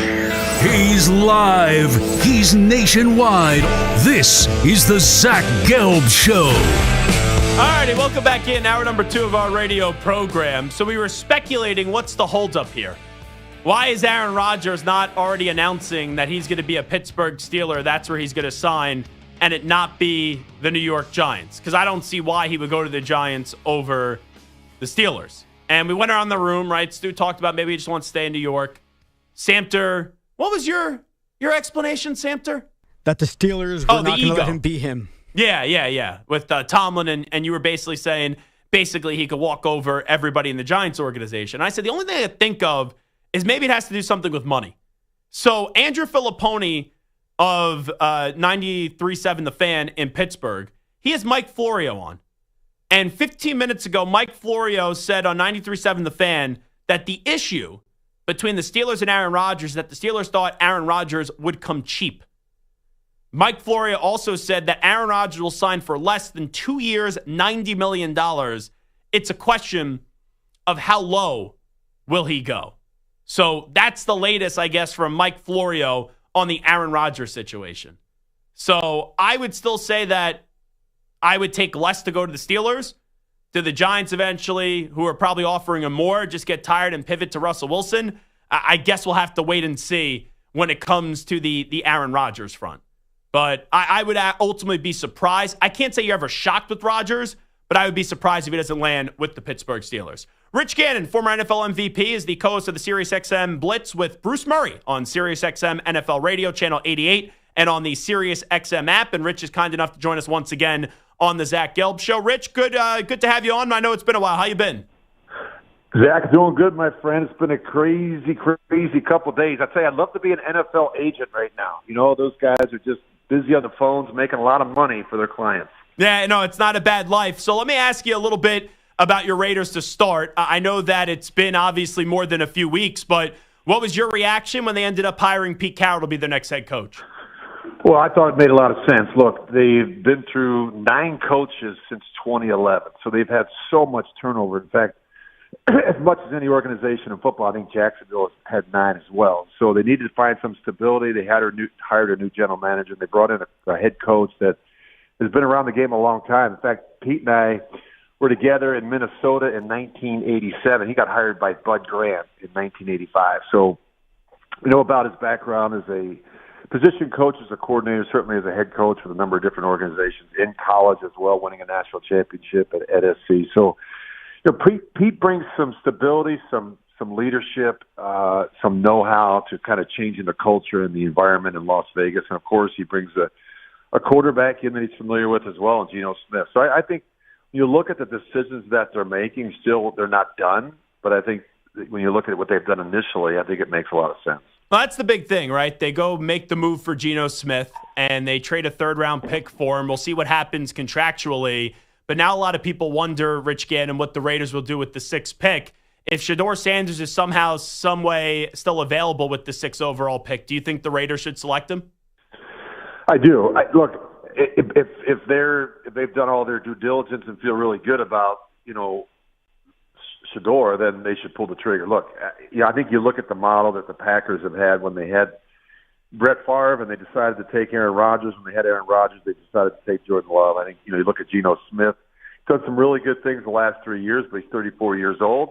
I think you're always looking for competition at that position. The other thing I would say, Zach, is that, you know, they've got a quarterback behind Geno Smith that I think there's certainly some familiarity with and some comfort level with inside the organization. Aiden O'Connell, his first year, went 5-5, won 3 games in the division against the Chiefs, Chargers, and Broncos. And despite the fact that they fired his head coach and replaced the play caller, and they did that again last year with the play caller. So, you know, I think there's some upside there. I think there's some experience. I think this is a guy that can step in a moment's notice and put your team in the finish line. But, you know, I think Geno Smith is a guy that can provide some stability, some leadership, and some production for the Raiders moving forward. But you always have to be, you know, looking at that position. And if there's a quarterback, it may not even be in the first round. I think you look at what happened last year, even Bo Nix. You know, in fact, there was a run on quarterbacks, and then we weren't sure what the Broncos were going to do. But you look at those quarterbacks last year, all of them. I mean, whether it was Drake May, whether it was just Jaden Daniels, Bo Nix, they all played well, and I think there's some real merit to having that conversation in house. I don't know how much you're able, Rich, get into watch Shedeur Sanders, but when you see him play, just what are your thoughts on him as a quarterback? Well, I like the pedigree. Let's start there. I mean, that's the fact that he's been around football his entire life. The fact that, you know, he grew up in a household where football was important. I think everywhere he has been, you go back and you study him at Jackson State before transferring to Colorado. He did some good things there. And then even last year, I mean, he set a school record with 64 career passing touchdowns, led the FBS. His school record, 74% of his passes were completions. You know, he does some things well. I think the fact that, you know, he's got good arm talent. I think the ability to, change the launch point when needed, good eye discipline. I think he shows a willingness to stand in the pocket, take a hit. That's really apparent when you watch him. This guy's not going to flinch. I think very good ball placement and accuracy when he throws and moves inside the pocket. So, you know, I think he has a lot of competitive reps out there. I think you just have to do your due diligence. I think overall very talented and experienced prospect. He's been around the game his entire life. I think he knows what success looks like. I think like a lot of these quarterbacks in this draft class, Zach, I think he's going to need to be in the right system. He's going to need a staff and team around him to, you know, be patient with him to reach his full potential. I don't know that we're going to find a Jaden Daniels in this draft class that splashes onto the scene and wins 14 games and takes his team to an NFC championship. I don't know. I think we set the bar pretty high last season. Yeah, I also think the fascinating thing, and once again, I don't even know if Shedeur is going to be available with the 6th pick, as Rich Gannon is here with us. Brady knows so much about him because they had a relationship before Brady even became the minority owner of the Raiders. So Brady's influence on this when it comes to maybe picking the next quarterback, to me, is going to be really intriguing. Well, Will, I think the fact that you have someone around the organization that's it's one at the highest level that knows what success looks like, knows what a culture and an environment that's conducive to winning looks like. And so, but the one thing I would throw out there is that he's not in the building every day. He's got a home in Florida. He's doing NFL games each and every week. So, I think he can certainly weigh in on some of these decisions and certainly, be another set of eyes for Spytek and for Pete Carroll. But, look, they've got people in the building. They've got a pro staff, a college staff, a college scouting department that has to, go through all these quarterbacks. I mean, it's not just Shedeur Sanders. I think when you look at Jackson Dart, when you look at Quinn Ewers, I mean, one of these guys may fit the bill in terms of what they're looking for. They may even circle back in the second round or later in the first round and grab a quarterback. We don't know what the Raiders are going to do, but kind of in that catbird seat when you look at, a couple of teams in front of them that need quarterbacks. Rich Gannon here with us. If you're Caleb Williams, you got to be pretty happy. You got 3 new offensive linemen. You revamped that offensive line, Rich. And also, you get a brilliant play caller in Ben Johnson. We'll see how he makes a transition to becoming a head coach. But seems like the Bears have had a good offseason so far. It's incredible. When I look at Caleb Williams last year, Zach, I think there's a lot of things that you're pleased with. The fact that he played every game. He showed some real toughness and resolve despite the fact that he got sacked more than any quarterback in the league. I think the expectations were really high. I think what happened to him last year was unfortunate. They fired the head coach, they replaced the play caller, and they replaced the play caller with someone who doesn't have a lot of experience doing it. The offensive line play wasn't great, and I think when you look at what they've done with, Tooney and Jackson and Dahlman, that's a great start. Now we always talk about when you build a football team, you want to be strong down the middle, and I think that's what they're trying to do in Chicago. They get this good, talented young quarterback. Want to make sure that he's upright, make sure he's got a cleaner jersey this season than he did last season. Let me get your thoughts on Justin Fields landing with the Jets on a 2-year deal, $30 million guaranteed. What can you expect out of Justin Fields this year in the Big Apple? Yeah, I thought he did some good things last year in Pittsburgh before they yanked him and threw in Russell Wilson. I thought he handled the situation well. I thought that I think he showed improvement over what we saw from him the first 3 years in Chicago. There's no question in my mind that Justin Fields is an ultra-talented quarterback. I mean, he can make all the throws. He can create and extend and manufacture offense. Where he has to be better is functioning from the pocket. He's got to be better on third down. He's got to be better in the red zone. He's got to be better in situational football. But I think the big thing with him is can he learn to slow down the game, quiet his feet, and sit in there and be better with anticipation and accuracy when he has to throw the ball from the pocket. Rich Gannon here with us, the co-host of the SiriusXM Blitz with Bruce Murray on SiriusXM NFL Radio Channel 88 and on the SiriusXM app. Rich, right now I feel like Rodgers is going to wind up with the Steelers, and then you're going to see Russell Wilson go to the Giants, and maybe the Giants will still find a way to get a quarterback in the draft. Is that kind of what you're expecting as well? I think if you're Aaron Rodgers and you're sitting back and you're just looking at what's already transpired, and you say to yourself, what's the best landing spot for me? Maybe even before, Daniel Jones signed in Indianapolis and some of these other situations with obviously Darnold going to Seattle and such. I think this is a great situation for Aaron Rodgers. If I were Aaron Rodgers, I'd be pushing my agent to get a deal done as soon as possible. Why? Even despite the struggles they had last year at the quarterback position, this team still won 10 games and made the playoffs. They've got a good football team. They just went out and got DK Metcalf. They have George Pickens. You've got some talent at the running back position. They've got a good defense. They've got one of the best defensive players in football, T.J. Watt. I think the big thing with Aaron Rodgers, he's got to be willing to be uncomfortable. He's got to be willing to work with the coaching staff and Mike Tomlin and the folks in Pittsburgh and just simply say, you know what, I'm going to commit myself to the entire all-season program. I'm going to do everything that's necessary. I'm not going to go on any trips during the season or during minicamp.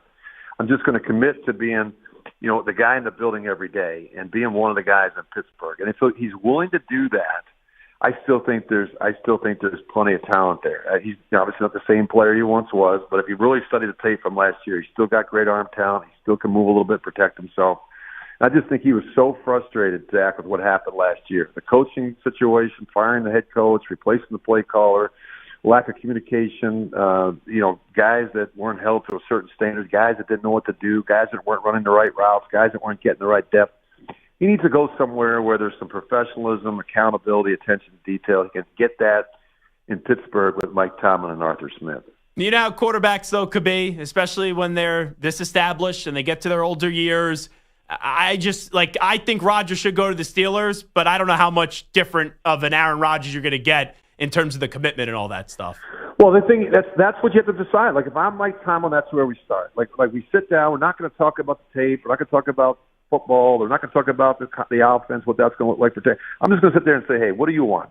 What do you want with your career? You're at a point in your career. You'll be 42 in December. Do you want to go out before you go to Canton and get that gold jacket? What do you want to accomplish?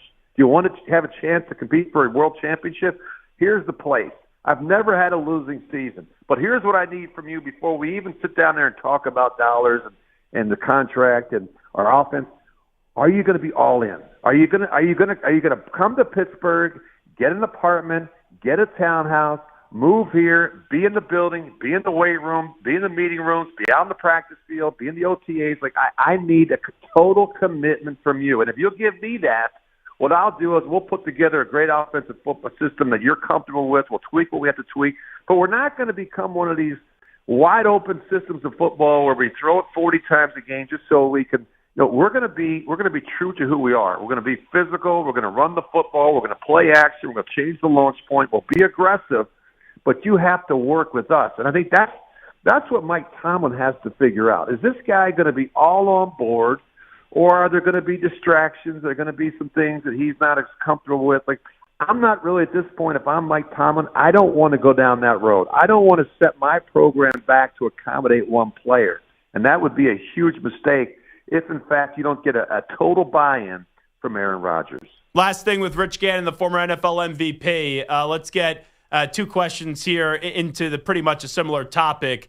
J.J. McCarthy, I think that he could be just as good, if not better, than what Sam Darnold did in Minnesota. And I think a lot of people are knocking J.J. I think he's in a perfect fit spot with Kevin O'Connell, Justin Jefferson, Jordan Addison, T.J. Hawkinson, and et cetera. And then for Sam Darnold, I thought it was a fine move by the Seahawks, $55 million only guaranteed. I'm just curious to see what he does with fewer pieces around him. How about a little on JJ and then Sam to end up the conversation? Well, I really like JJ. I've known him. Actually, we're members of the same golf club in Minneapolis, if you can imagine that. But not that you play a lot of golf in Minnesota in this time of the year. But let me say this. I think he's set up for success there. I think he benefited from what happened last year despite the injury. He's in the building. He was a big part of game planning. He was out on the practice field watching the reps. I think he was just staying involved as much as he could mentally, and I just think that they're really excited about him. I think he's got a lot of upside. I think it's a great offensive football team. It's a good defense. It's a head coach that played the position, that's coached the position, that sees the game through the eyes of the quarterback. I think it's a really good situation for J.J. McCarthy. Now, certainly the expectations are based on what happened with Sam Darnold last year. That they're not going to be very patient, but I just think he'll be fine. I think it's a good situation for J.J. I think he was well trained at Michigan with Jim Harbaugh, and I think Sam Darnold. Zach, let me just say this. I'm pleased. I'm so pleased for this guy. I did a lot of his games for CBS when I was calling games in New York. He struggled. He struggled at SC taking care of the football. He struggled in Carolina. And he had that redshirt year in San Francisco before going to Minnesota last year. The best thing he did last year was clean up the decision-making, take better care of the football. And he played great football with the exception of the last two games of the season. But I don't think they played well around him. But I think it's a great situation for him in Seattle. It's a great organization. You've got a good young coach, and you've got a play caller that I think understands protections and how to put the quarterback in a position to have a chance to be successful week in and week out. He is Rich Gannon, the former NFL MVP. He's also the co-host of the SiriusXM Blitz with Bruce Murray on SiriusXM NFL Radio, Channel 88, and on the SiriusXM app. Rich, always appreciate it. Thank you. Zach, you're the best. Thanks, brother. Thanks so much. There he is, Rich Gannon, joining us on the show. A lot to unpack from that conversation. Well, let's tackle some of those topics and some of those answers when we come on back. You're in a 5-minute break.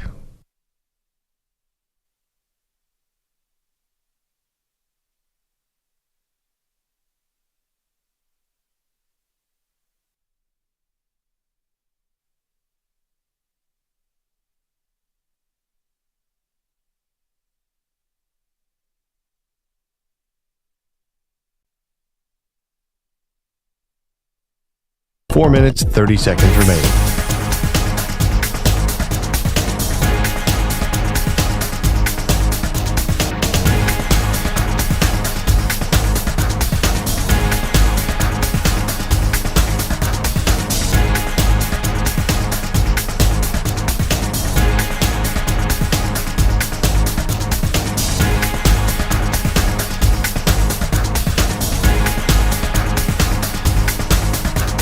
Four minutes remaining.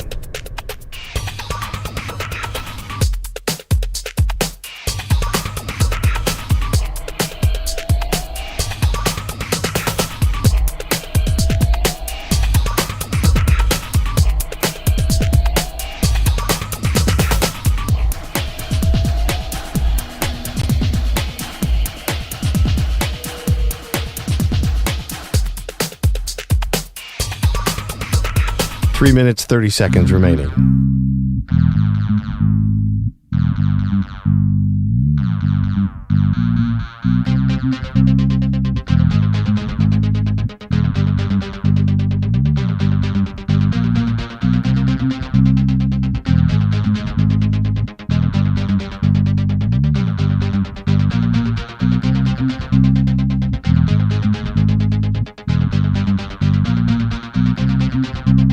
Three minutes remaining.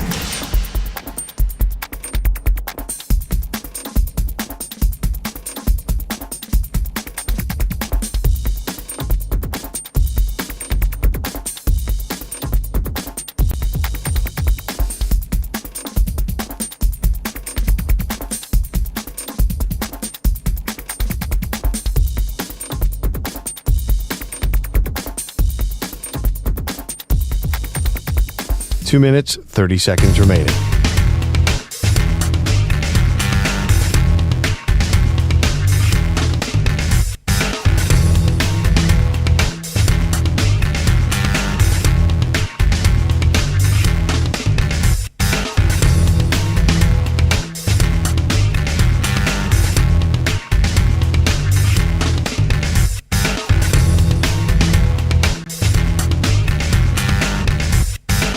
Two minutes remaining.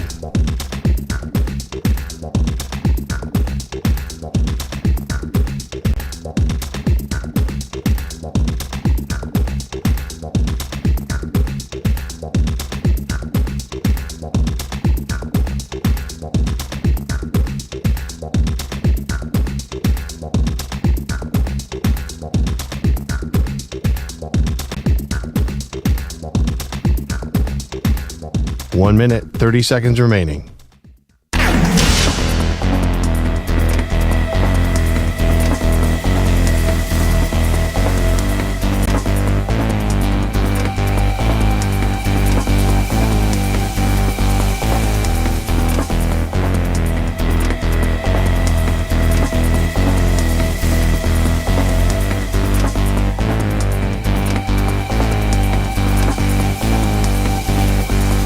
One minute remaining.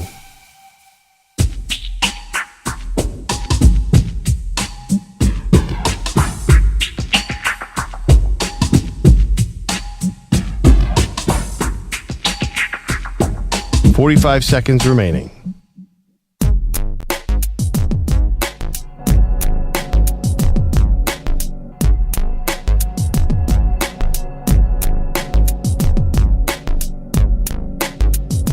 .30 seconds remaining.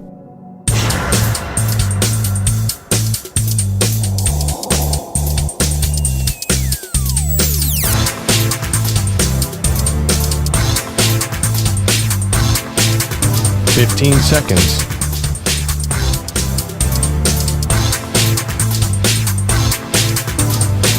Break ends in 5 seconds.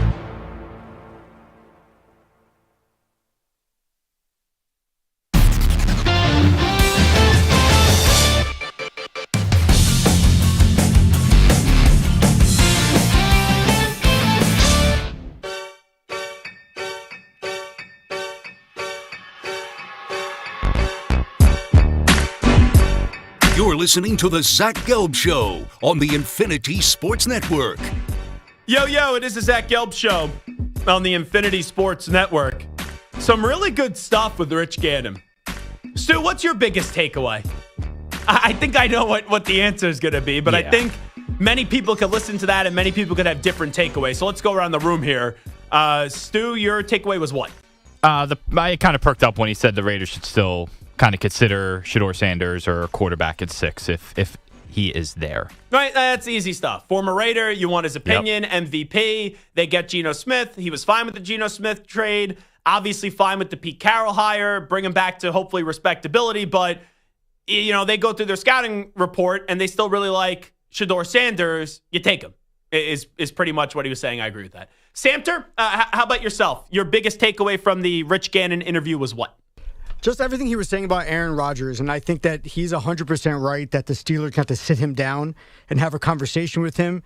But at the end of the day, Aaron Rodgers, he's the right fit there. It's just a matter of whether or not he's going to buy in, because Mike Tomlin is no nonsense. And, you know, there's a lot of coaches who would probably sell their soul, and I don't think Tomlin is. So Gannon kind of echoed that, and I think it's really interesting. So my biggest takeaway is what he said about Rodgers, like you just said, Samter. But it was just how his voice kind of did rise a little bit towards that, and how adamant and passionate he was on this. And, you know, that's not right. Like, no offense to Chase Daniel, but like a backup quarterback saying that. This is a guy that won a league MVP. Now, did Rich Gannon have the career that Aaron Rodgers did? No, but Rich Gannon won an MVP. He's been in a Super Bowl, and he was a very good quarterback in this league. And I think that quarterbacks that know what it takes to be great, I think they're annoyed with the lack of commitment with Aaron Rodgers, right? And how much drama Rodgers brings. Like, is Brady doing this stuff that Rodgers is doing? Probably not. You know, is Rich Gannon doing that stuff? Probably not. Is Peyton Manning doing that stuff? Probably not. And I think that there is a fraternity of quarterbacks where, right, there's a different wing where there could be Hall of Famers, and Rich Gannon's not one of them. But MVP, he is one of them. Super Bowl champion, I get it. Rich isn't one of them, but he played in a Super Bowl. But I think that there is a higher group of quarterbacks that, sure, you could say, oh, what does it matter if the quarterback isn't there for some of the offseason stuff? You know, what's the big deal if he goes to Egypt? What's the big deal if he, you know, does ayahuasca and goes to these darkness retreats and, you know, goes on McAfee? And quite frankly, right, I've been in some of that camp where it doesn't really bother me. But to hear Gannon get so fired up about that and basically say the Steelers need to get the answer from Aaron, and even if Aaron gives you the answer, yeah, I'll be all in, I don't believe him. But that his line of thinking was Tomlin and him need to have that heart-to-heart, and they need to figure out what kind of Aaron Rodgers and how committed Aaron Rodgers is going to get with the Steelers, because if not, then you don't bring him in. But my question then becomes to the Steelers, if you don't bring in Aaron Rodgers, then where do you go? And, right, Russell Wilson. Now, Russell Wilson is still out there. Now, I talked about, let's see if Russell Wilson gets a little creative here. And Russell Wilson tries to put some pressure on the Steelers or the Giants, because if you ask the Giants or the Steelers right now, who do you want to be your quarterback next year? You know, if you take up the draft, the Steelers are going to say Aaron Rodgers, the Giants are going to say Aaron Rodgers. Now, if you don't get Aaron Rodgers, Pittsburgh, what are you doing? Oh, we're bringing back Russell Wilson. Giants, oh, we're going to pivot to Russell Wilson. So I threw out early in the show, what happens if Russell Wilson says, bleep this, I'm not waiting to be the seconds here for the Giants and for the Steelers. You may even be third or fourth if we're serious, but we'll be nice to Russ, Mr. Unlimited. But with Russell Wilson, I said, like, imagine if Tennessee just swoops in here and takes him right off the market before Rodgers makes this decision, which people have now said, Peter Schrager, and I don't believe this, but you never know with Rodgers, that this Rodgers decision could take up to 4 weeks, which if that's the case now, get me a bag and I'll just barf in it. Because I don't want to talk about this for 4 more weeks. If we're talking about Aaron Rodgers for 4 more weeks on him making a decision, so that would take us through April 9th. We would already have an NCAA champion crowned in men's and women's college basketball. We would already have opening day, and I'm not talking about like when you start the season in Japan and then you start the actual season like 3 weeks later. I'm talking about opening day on U.S. soil. And we would be 2 weeks away from the draft. So I don't need to be talking about where Aaron Rodgers is going to go come April 9th. if I'm just being fully transparent with you. But here's the latest from Ian Rappaport. A rare QB visit. Steelers former starter Russell Wilson is scheduling a visit to the Browns this week I love how Rappaport says, per me and Tom Pelissero, a potential option in Cleveland. So Cleveland's another one of those teams where, okay, the Browns just traded for Kenny Pickett. If they bring in Russell Wilson, you just heard Adam Schefter. Now this is the Windhorse stuff. What does this mean? The windy fingers. You just had Adam Schefter go back on his claim that the thing he's most confident in is that the Cleveland Browns take a quarterback with their first-round selection. So it's one thing to trade for Kenny Pickett. Do I think that Kenny Pickett, sorry, Chris in California, if you're listening, do I feel that Kenny Pickett prevents you from taking a quarterback at 2? No. But if you bring in and trade for Kenny Pickett and you then go sign Russell Wilson, I'm not saying you can't take a quarterback at 2, but it feels then pointless to take a quarterback at 2 because you have 2 options there. If it was just one and not the other, then I think you take a quarterback at 2. But if you bring in Pickett, which you already did, and Russell Wilson, Mike, that makes me then think if they do sign Russell Wilson, because this could just be a Russell Wilson, hey, Giants and Steelers, I got other options. So one of you better pivot to me until you wait till Aaron Rodgers emerges off, this beach that you told us he was on, Samter? So this could kind of be, Russ, one of those, hey, I'm interested in someone. They're not willing to make a commitment. I'll go out in the town, and maybe they get a little jealous if I'm talking to somebody else. That could be a Russell Wilson spot. But if the Browns do sign Russell Wilson, with also having Kenny Pickett on the roster, even though I don't think either are long-term options for Cleveland, it could take them out of the running of taking a quarterback with the number 2 overall pick. And even if Kirk Cousins becomes in play for the Browns, we've heard the Titans talk about wanting a generational player. Now the Browns seem potentially out on a quarterback. The Giants might just stumble into getting Cam Ward or Shedeur, their first pick at quarterback at number 3. It doesn't seem like teams want to trade up for either of those guys. And it sounds like the Titans and Browns might not be super high on them either. We could see, the first quarterback go number 3 or even later. Who knows if they drop? So the draft conversation is a fascinating one. I am with you. I do not think the Browns are trading up to the number 1 overall pick. I do think the Giants are interested and would be willing to move up to the number 1 overall pick. But still, I'll bring you into the fold. If, let's just say, the Raiders are at 6, they already traded for Geno Smith. Tennessee doesn't want to take a quarterback at number 1. Tennessee obviously would rather move down to 3 if they don't want to take a quarterback, because then one way or another, they're still in line to get either Abdul Carter or Travis Hunter. Like for Tennessee, if you're not taking a QB at 1 and you trade back, you still want to go get Abdul Carter or Travis Hunter. So, okay, if you do that, you may not get as much for the first overall pick. So let's say the Giants say, okay, the Browns don't have a market. We'll give you 2 3s and we'll swap 1. You'll fall down to 3. And then in all likelihood, Giants take Cam Ward 1. I would imagine the Browns with just re-signing Myles Garrett would then take Travis Hunter at 2. And then the Tennessee Titans could go get Abdul Carter at 3. All right. But what happens if Mike Bergonzi says, I'm a new GM. I'll probably, if I don't love Callahan, be able to hire another coach and still be able to keep my job.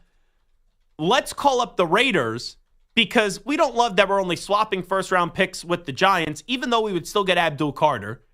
But we don't like that we're only getting 2 3s back. So maybe we call up a team like the Raiders, who could be respectable this year, right? Like 8 wins, the Raiders. It's not crazy to say the Raiders get to 8 wins with Pete Carroll, but they do play in a tough division. There's also a chance that the Raiders could be well south of the 8-win mark. So let's see if we could get a first-round pick. The Raiders will take our number 1 overall pick. We'll fall back to 6, where Tennessee has a bunch of holes anyway. So you could get a lineman at 6. If you like Tyler Warren, you could get him. I don't think they'd be in the Ashton Genty market. You could get a corner. You could get one of the defensive players. There's a lot of options still available at 6. You're not going to get Travis Hunter. You're not going to get Abdul Carter. But you could still get a very good football player. And then you could get an additional first-round pick for the Raiders. Because the only way I think the Raiders move up to the number 1 spot is if the Raiders are willing to give a future first-round pick Stu, would you be interested in giving next year's first round pick if it was just, hey, you swap ones and let's say you give up a 1 next year and maybe a 4 next year? Would you do that to move from 6 to 1 to go get Cam Ward potentially? Probably not. Really? Yeah. Huh? Why? I don't know. I'm not as sold on Cam Ward, to be honest. You'd rather have Shador. I'd rather have Shador. Okay, so fine. Then you could go up to 1 and maybe get Shador. I don't think they have to do that, though, if they really want him. That's fair. So you still think, are you starting to think Shador is going to be there at 6? I think it's very possible. Okay, so now your optimism is growing. But I also could see a scenario where he's there at 6 and they still don't take him. But I think I mean, it leaves the Geno Smith thing is great because it allows them to still do that. What, to pass on him? No, to take him. Yeah. Oh, absolutely. Yeah. Like, if you would have brought in Sam Darnold, even though I don't think the world of Sam Darnold, I'm not saying Sam Darnold is going on out there and getting replaced by, or I don't think they're drafting Shador Sanders or a quarterback in the first round. They're going to, go get a receiver, if it's McMillan from Arizona or Genti, the running back from Boise State. Or, I don't think they'll take Tyler Warren because they got Bowers, but I think they would go get a lineman or a defensive player. They would go somewhere other than the quarterback if it was Darnold. But Geno Smith being there does not prevent them, especially since there's no new contract yet taken care of. It does not prevent them from taking a quarterback. I'm just trying to think of the way that Shador falls to 6. And I guess the only way that would happen is if the Giants move up to 1, Browns pass on a quarterback, they take Hunter at 2. Then let's say Tennessee takes Abdul Carter at 3. Patriots won't take a quarterback at 4, and the Jaguars take a quarterback at 5. But if a trade doesn't happen, let's say Cam Ward goes 1 to Tennessee, then Travis Hunter goes 2 to Cleveland. If the Giants sign Rodgers, I think it's more difficult to draft Shador, but I don't think it's impossible. But if they sign Russell Wilson, then I think the Giants would take Shador Sanders at 3. Because Joe Schoen has to have an out here. Where if whoever he brings in, if it's Rodgers, it's going to be tough to have an out. But if you bring in Russ, and Russ after the first 6-7 games is no good, you could at least create some excitement, fabricated or not, with the fan base by going to Shador or waiting towards the end of the year to get to Shador with. Even if you have a bad season, you put lipstick on a pig and you give some excitement. Oh, that's the guy that drafted Shador Sanders. So there is a road for Shador to still be there at 6. So your line of thinking is fascinating because you like Shador Sanders more than Cam Ward, but to be fair, at the end of this college football season, I thought Shador Sanders was the best quarterback in this draft class. And recently, when I go through more of my process, I give the slight edge to Cam Ward over Shador Sanders. So your reasoning on not wanting to move up to 1 is, I don't want Cam Ward, you want Shador, and then you don't think you got to move up to 1 in order to get Shador because Shador is not going to be the first overall pick in the draft. The only person that told me he's going to be the first overall pick in the draft was the mock draft that Charles Davis did. And even he said that's subject to change. So that's kind of where we're at now still. Yeah, and I don't think they have to. The fact that they got Geno, look, if they love one of these quarterbacks, then you do it. But I don't think you have to overpay. And it's still more process to go through. That's the part that I never really believed. I thought these teams would already know enough. But Sean Payton even said at the combine, pretty much. And also, if let's say John Spytek has your line of thinking, we like Shador better than Cam, or maybe Brady says, hey, we got to go get Shador, you may not have to move up to 1. Like, maybe you give up lesser resources to get to 3, or get to 4, or get to 5 in the draft. It's definitely on the table there. 2 more things that I like that Rich Gannon said. I agree with them. The Tomlin-Rodgers conversation is going to be an interesting one. Also, that Shador Sanders still at play at 6 for the Raiders, even after the trade of Geno Smith. But I do find it interesting, between these 3 quarterbacks, who we're going to be talking about the most positively at the end of the year. Forget Geno Smith for a second. But Sam Darnold going to Seattle, J.J. McCarthy, I almost said Mike McCarthy there for a second. J.J. McCarthy now becoming the guy in Minnesota, right? You have those 2 guys, and then Justin Fields going to the Jets. I wonder who has the best season between J.J., Sam Darnold, and Justin Fields. What would your answer be, Stu? I think it's McCarthy. I think he's the best set up, even though he will be technically a rookie based off of never playing an NFL game. I think he has the most to set him up to succeed. Samter, J.J. McCarthy, Justin Fields, Sam Darnold. Who do you think has the most successful season next year? I'm going to go with Geno Smith. Oh, no, I'm sorry. No, you didn't say Geno Smith. No. I'm going to say Sam Darnold then. Okay. Ack, who would your three be? Sam Darnold, J.J. McCarthy, and Justin Fields. McCarthy, Darnold, Fields. Ooh, so you're down on the Jets going to Fields. No, honestly, I think I give McCarthy the edge, even though he hasn't played it down yet. He was highly regarded by the Vikings. He's playing indoors. He's got great receivers. He's got a great coach. It's too tempting to pass on. But I think Fields can do something with the Jets. But I want to give. I guess this part of me is got a heart. I want to give Darnold the benefit of the doubt that he'll be able to do something. Maybe not replicate this because you're not going to win 14 games in Seattle. But maybe he does something good there. I'm with you in your three order. Exactly. There you go. JJ, because of the environment that he's in with Kevin O'Connell, Jefferson, Addison, Hawkinson. They bring back Aaron Jones. Darisaw, hopefully, is healthy this year at the left tackle spot. I think that's a great environment to succeed in. Yeah, all you got to do is, just don't try Mess to it do up. anything. Yeah, Keep it simple, silly. Exactly. And look, playing indoors is also very, very big. I mean, what do they have 9 home games next year? Whatever it is, but you got 9, and then you're playing one on the road in Detroit. So yeah. That's 10 games. That's potentially 10 games indoors. I haven't looked at their schedule. Sure, you could have a few more crossovers. Perfect conditions, though. And then also, I go Darnold 2 over Fields 3 is just because even though up until this past year, most of Darnold's career was a disaster, this past year he played really well. So that's more that I could tangibly touch than what Justin Fields has done. Yeah. And I look at Darnold, yes, it's a drop-off in talent, but can he be average? Sure. Justin Fields, he's a great runner.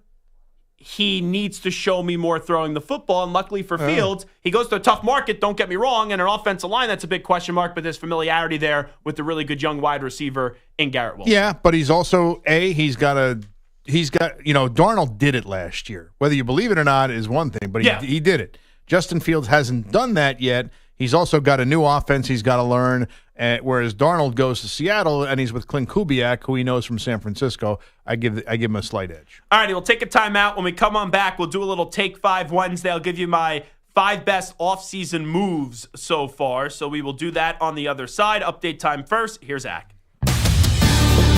Infinity Sports Network Sports Flash. Well, the New Year League has begun in the NFL, and business starts to get sorted out with the Rams officially releasing former Super Bowl MVP Cooper Kupp, creating $15 million in cap space. Aaron Rodgers has yet to reveal his new home, but Russell Wilson might be one and done in Pittsburgh and is going to keep looking for potential teams. And with that in mind, he's headed to Cleveland to meet with the Browns tomorrow and the Giants on Friday. Evan Ingram comes to terms on a 2-year deal with the Broncos, while Kenneth Gainwell moves across the state, leaving the Eagles for the Steelers, and Marcus Mariota returns to Washington. With as well as the Cavaliers have been playing, the Celtics still considered the team to beat in the East, and they've been running their own race. They have 5 straight wins and host the Thunder, who have the best record in the West. Despite winning it all last year, Jaylen Brown said this year's team might be even tougher. Had to make adjustments throughout the year. I feel like that has made us better, and we're poised, we're more experienced. We've been there before, and I think our trust is there. Iowa State advanced to the Big 12 championship, defeating Cincinnati 76-56 in a big win for North Carolina. They beat Notre Dame by the same margin.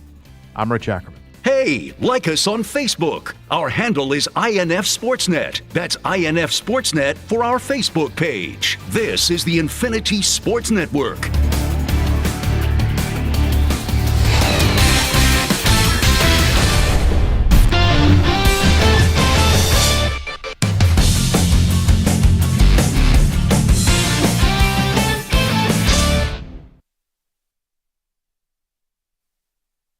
You're in a 5-minute break.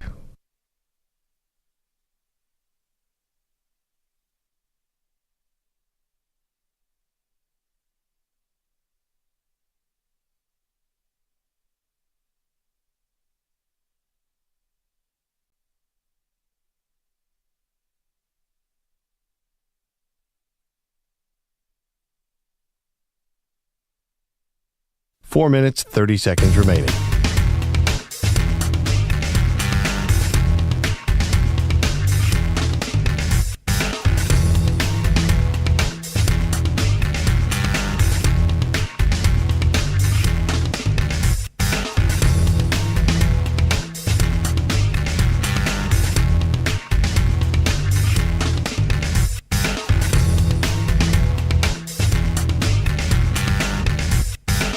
4 minutes remaining.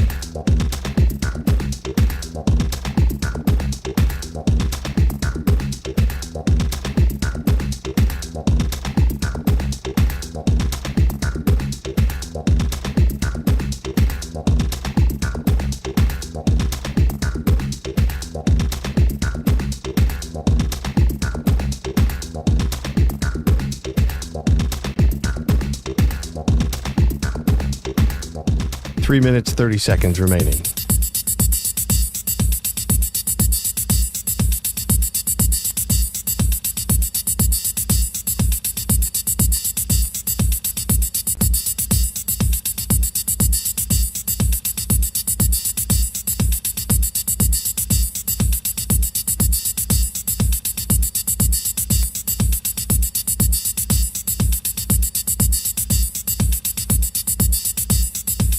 Three minutes remaining.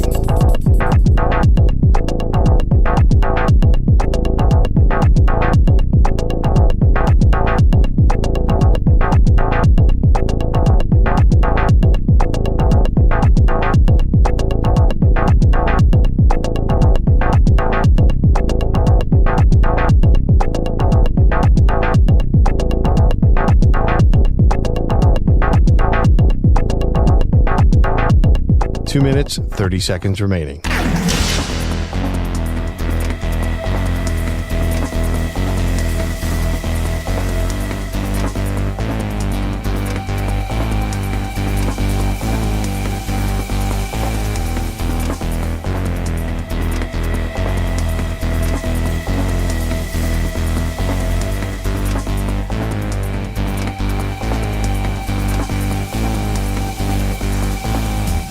Two minutes remaining.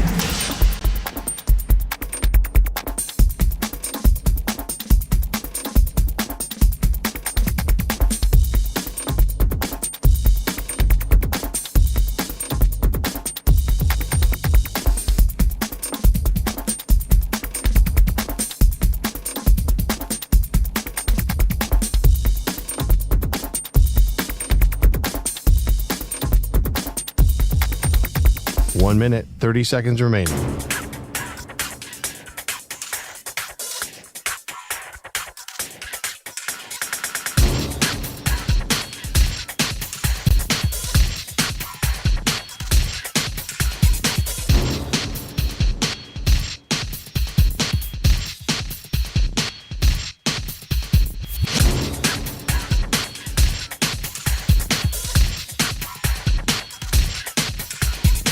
One minute remaining.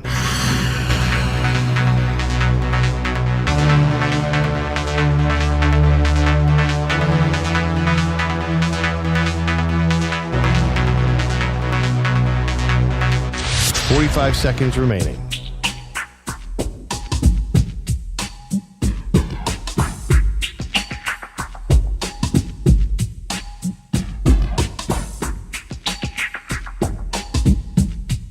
Thirty seconds remaining.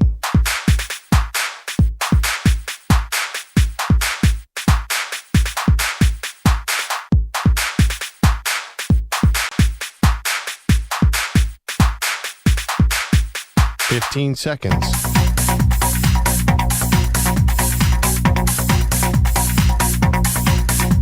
Break ends in 5 seconds.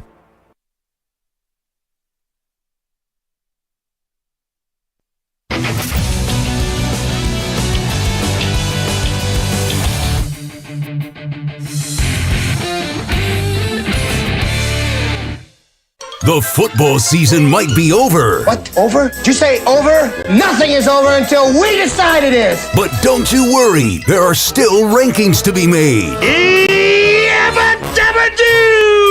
So get ready as Zach gives you his top 5 in this week's special edition of Take 5 Wednesday. 5, 4, 3, 2, 1, 0. All engine running. Liftoff. We are 47 minutes into the new league year. I told you since all the news happened on Sunday, even some on Friday, then a lot on Monday, and then Tuesday it kind of dried up, and today there's really nothing.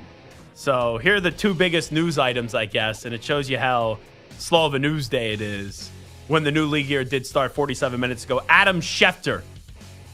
You have Evan Ingram signing a 2-year deal with the Denver Broncos, and then Darius Slay is going to the Steelers. He reached an agreement on a 1-year, fully guaranteed $10 million deal with the Steelers. The deal was negotiated, obviously, by Drew Rosenhaus and Robert Bailey. Okay, so today's topic is the best new offseason acquisitions. Now, this has nothing to do with coaches. This is only players. So no re-signings, no restructurings, just new player on new team. Who's the best? In at number 5, Milton Williams to the New England Patriots. The Patriots beef up their offensive line. A little uncertainty with Christian Barrymore. With the unfortunate blood clots, you have Keon White as well. Milton Williams was unbelievable, especially down the stretch for the Philadelphia Eagles. Still a young player. Patriots, they went out there. They broke the bank for him. Really good move. And that gives them another identity player for this organization moving forward. On the offensive side of the ball, it's Drake May. You need more around Drake May. And then on the defensive side, Christian Gonzalez is a stud. And then in the trenches, you add big ol' Milton Williams. So Milton Williams in at number 5. Number 4, it's a combination of two. It's two guys that are getting up there in age. Two guys that you wonder how much wear and tear is on their body, how much mileage they have left. But I still think the next year or two, these guys could play at a very high level and could go help a young quarterback in Jaden Daniels and also continue to move this Commanders organization, new look Commanders organization, in the right direction where they just went to the NFC Championship game. And that's Laramie Tunsil and Deebo Samuel going to the Washington Commanders. Deebo, nice complimentary piece to Terry McLaurin. Laramie Tunsil, even though I don't think he is as elite as what people think he is, you love to go protect a young quarterback, especially at that position, and that's what Laramie Tunsil does. There's more positives than negatives with him. And number 3, Devontae Adams going to L.A. Now, if I would have just said that 2 weeks ago, Devontae Adams going to L.A., I would have thought the Chargers. I didn't think about the Rams, and I love that the creativity that could happen here with Sean McVay basically being the offensive guru there, Matthew Stafford slinging the football, Kyron Williams, who's a touchdown machine. You got Puka Nacua. Cooper Kupp is now released, but you bring in Devontae Adams to be the number 2. I think that's an upgrade over Cooper Kupp, which unfortunately Cooper Kupp the last 3 years only played 33 games. And also, hopefully you get a full season out of Tyler Higbee coming off the late start to last year because of the injury that he did suffer. But Devontae Adams going to the Los Angeles Rams, I absolutely love it, and I put that in at number 3. Number 2, we don't know who the quarterback's going to be. I think it's going to be Aaron Rodgers. If it's not Aaron Rodgers, I believe it's going to be Russell Wilson. But I love the Steelers trading for DK Metcalf. Is DK Metcalf a top 7, 8 wide receiver in the NFL? No. But DK Metcalf is a really good wide receiver. He's going to get more targets this year with not having Jackson Smith-Njigba and Tyler Lockett with him. It depends on who the quarterback is going to be. That's a big one, but I do think it's going to be Rodgers. And also, this challenges George Pickens to grow up. Because, George, we just not only traded for DK Metcalf, we gave him a 5-year, $150 million deal. We like you, but the juice a lot of times isn't worth the squeeze with you. So we're going to have someone infringe on your territory. You're basically going to be the number 2 wide receiver. You'll get plenty of targets, but let's see if you could handle that. And then if so, we will either at the end of the season give you a new deal, there's a chance to slap a tag on you, or we'll just let you walk. But I like the DK Metcalf deal for the Pittsburgh Steelers, and also it addresses a need as the Steelers have been trying to get another wide receiver for a long time. They were in an Ayuk. They were in on a few other wide receivers as well. And in number 1, I think this is a Zach Gelb answer because we respect the big fellas. I love the Bears revamping their offensive line. Yeah, the Bears, they go out there and they get Grady Jarrett on the defensive side of the ball. Yeah, they bring in Ben Johnson to be their head coach. But you go get Drew Dahlman, you get Joe Thuney and Jonah Jackson, 3 new offensive starters on the offensive line. The biggest thing this offseason was the Chicago Bears needed to protect Caleb Williams better. And now they're putting Caleb Williams in a position to succeed with these 3 offensive linemen. So Milton Williams to the Pats in at 5, Laramie Tunsil and Deebo Samuel to the Commanders in at 4, Devontae Adams to the LA Rams in at 3, DK Metcalf to the Steelers in at 2, and the Bears revamping their offensive line with Dahlman Jackson and Joe Thuney. Stuart Kovacs, speak now or forever hold your peace. Yeah, what about some of these quarterback moves? Let's start with Sam Darnold going to the Seahawks. You know what? I just realized that. I didn't have a quarterback in the top 5. And it just shows you this. I don't love any of the quarterback moves. I think Sam Darnold is low risk, high reward. going to the Seahawks. There's also questions about Sam Darnold in terms of what are you going to be without Justin Jefferson and Jordan Addison. Sure, you still have Jackson Smith-Njigba, who I like, but there's now more on Sam Darnold's plate. I think he could be solid. I think he could be average. Is he going to be good? Is he going to be very good? He's going to have to prove that to me. So it's a fine move. The Seahawks got younger at the position, and they didn't hold him down that long term, but not enough to enter the top 5. The guy who Darnold is replacing in Seattle, Geno Smith, goes to the Raiders. I think it's tough to evaluate until we see what they do with the 6th overall pick. Do you take a quarterback and it shows that Geno Smith, even though he's up there in age, is more of a stopgap? Or do you take a young quarterback and Geno Smith's the mentor? Or are you trying to be a more respectable product this year? You take a non-quarterback, and then that could bolster that offense or maybe even defense with Geno Smith leading that team. What about the Broncos landing 49ers safety Talanoa Hufanga? I love this move. Benito, great season. Breakout season. You then had Pat Surtain, I thought was the best defensive back in football. He was the defensive player of the year. And you had Dre Greenlaw and then Hufanga as well. And that's just someone that I think makes that defense even better. It's a really, really good acquisition. I think it kind of flown under the radar. And that's why it just sits out at the top 5. And last one, Najee Harris going to the Chargers. I love this one. And I thought about putting it in at 5, but it's not a superstar running back. I think the fit with Harbaugh is really good. I think Najee Harris is going to have his 5th straight 1,000-yard season. But I just look at the area and the position. You know, I put offensive linemen here. I put wide receivers here. You know, I put a defensive lineman in there. Those positions are just more valuable to me. Yeah, Saquon Barkley's great. Yeah, Derrick Henry's great. Those last year would have been in my top 5. But Najee Harris isn't one of those running backs, but he could still be very successful and also help the Chargers and Justin Herbert this year. Coming on back with Ryan Hot Take Hickey, Zach Gelb Show, Infinity Sports Network.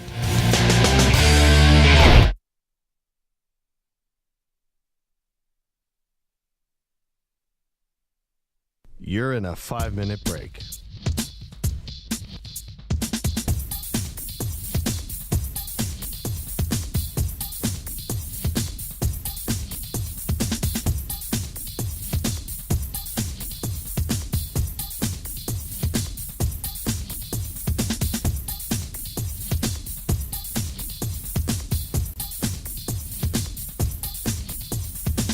Four minutes, 30 seconds remaining.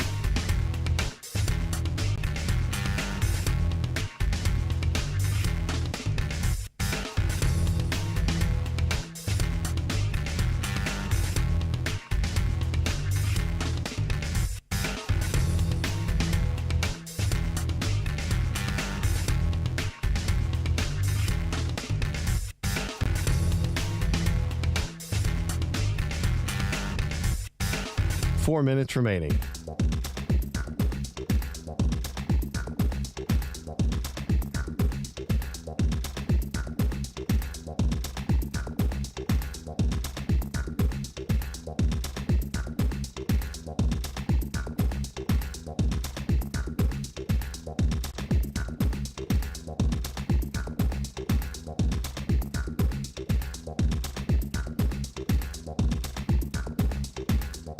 Three minutes, 30 seconds remaining.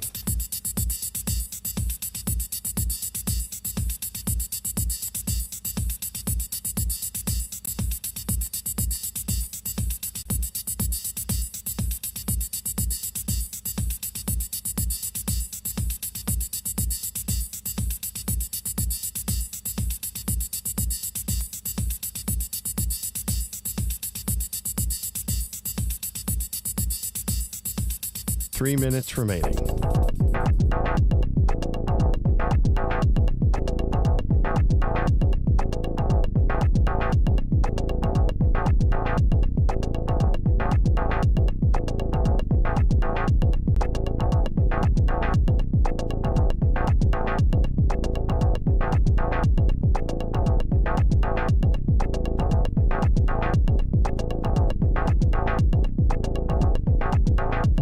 Two minutes, 30 seconds remaining.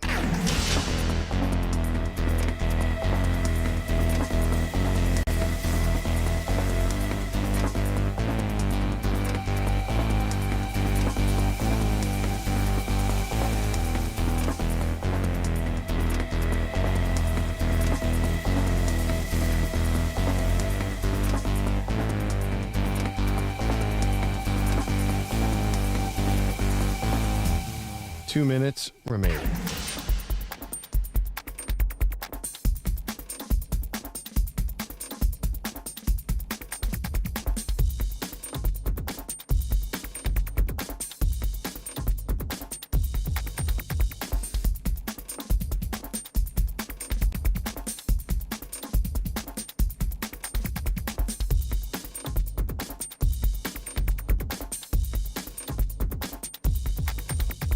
One minute, 30 seconds remaining.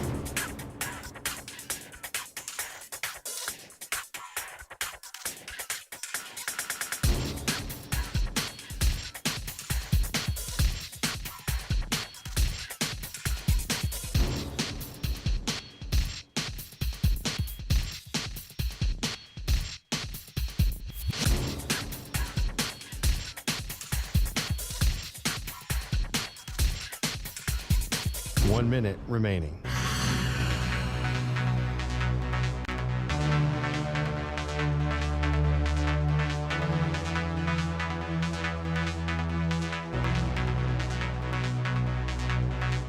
Forty-five seconds remaining.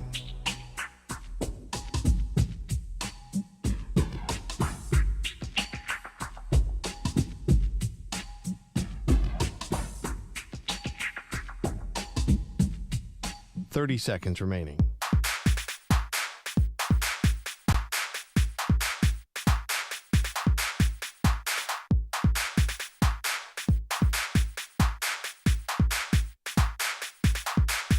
Fifteen seconds.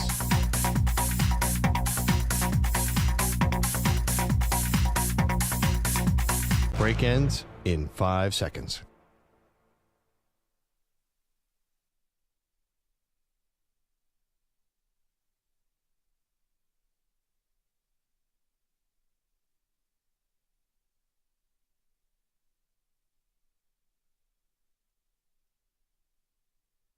To infinity and beyond.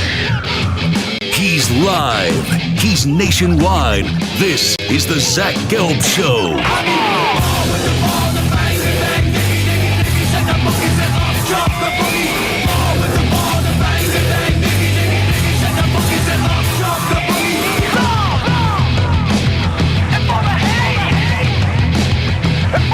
Here's your host, Zach Gelb.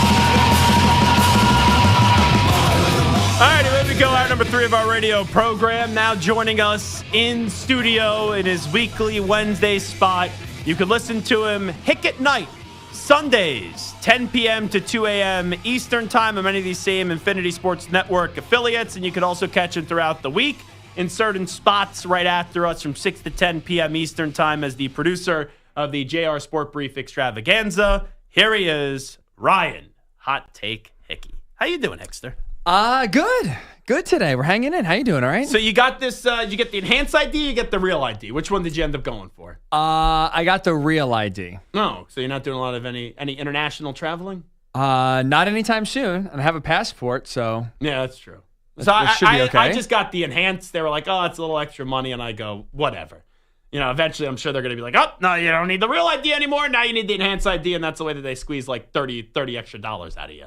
But you put out this photo of yourself, and I texted this to you while I was working out today, and I texted Stu as well, and I said, Hickey, I hope you don't get mad at me, because it's never good when you say you look like a murderer. That's just not good. Not good. But on the photo that you posted, because this is from your permit. My permit photo at when you were 16. 16 years old. And now you are an old 30-year-old man. It's almost half my life ago. Wow. Yeah. Well, mine was the same way. I got a brand new picture, and my license photo was from when I was 16 as well. And Ryan Hickey, when he's 16, you look, I don't want to say nothing like you do today, but this was definitely like your F-boy era. You know? You look like a douchey 16-year-old. Oh, I was going to say I look pretty ugly. You look at that photo, you wonder why I got no girls in high school. Bad buzz cut, puka shells. Can I be honest? Explains it all. Let me be honest. Stu? No beard. I think if you showed girls 16-year-old Ryan Hickey compared to now Ryan Hickey, I think that this would attract more ladies, your 16-year-old photo, than the photo now. Especially Bonnie Blue, if she was in the studio. Well, I don't know how many no's she's saying in general. That might be a laugh for everybody here. I don't think she knows how to say. I don't think she knows that word exists. But yeah, I made a comparison though when I was examining this photo, and the first person I thought of was Aaron Hernandez, because you have that like Aaron Hernandez haircut. You guys have a similar jawline. The ears are the same and the nose is the same. I think you kind of look like Aaron Hernandez. I don't don't stab really me. see. I mean, don't shoot me. If that gives you some street I mean, it definitely doesn't. We got, well, if you want to be worried around me, I'll take it. But yeah, the buzz cut, definitely similar, though mine's more jagged than his. His at least not lined up. Yeah, your hair is much better now. That's the biggest difference that I've seen. You didn't care about your hair at all then. Well, just easy to do. Just buzz it off. I didn't know I was capable of growing long hair and having it look better than Can the I buzz ask a cut. question, though? Sure. Was there like a little hair issue there when you were 16? Hair issue meaning? I know my phone's a little dirty, but... Well, that's what I said, like jagged. A bald spot there. Jagged buzz cut. I mean, I didn't go exactly to the best barber. Just kind of zoop, zoop, zoop, yeah. They now have a scale, by the way. A scale? Yeah, on how they grade your hair each and every week in the YouTube chat. The YouTube chat. When you join us. Uh-oh. So, all right. Hickey looks like Aaron Hernandez when he was 16. Stu, I'm not crazy. You saw this as well. You're not just busting balls here. I mean, I didn't see it before you said it, but once I saw that you said it, I was like, yeah, that makes sense to me. Yeah. So, we could So throw what do I do with that information now? Am I like... We could throw... Well, you don't look like him now. Am I... Okay. Thankfully, No one's walking up to you now and saying that you're an Aaron Hernandez, but if you and Aaron Hernandez were the same age...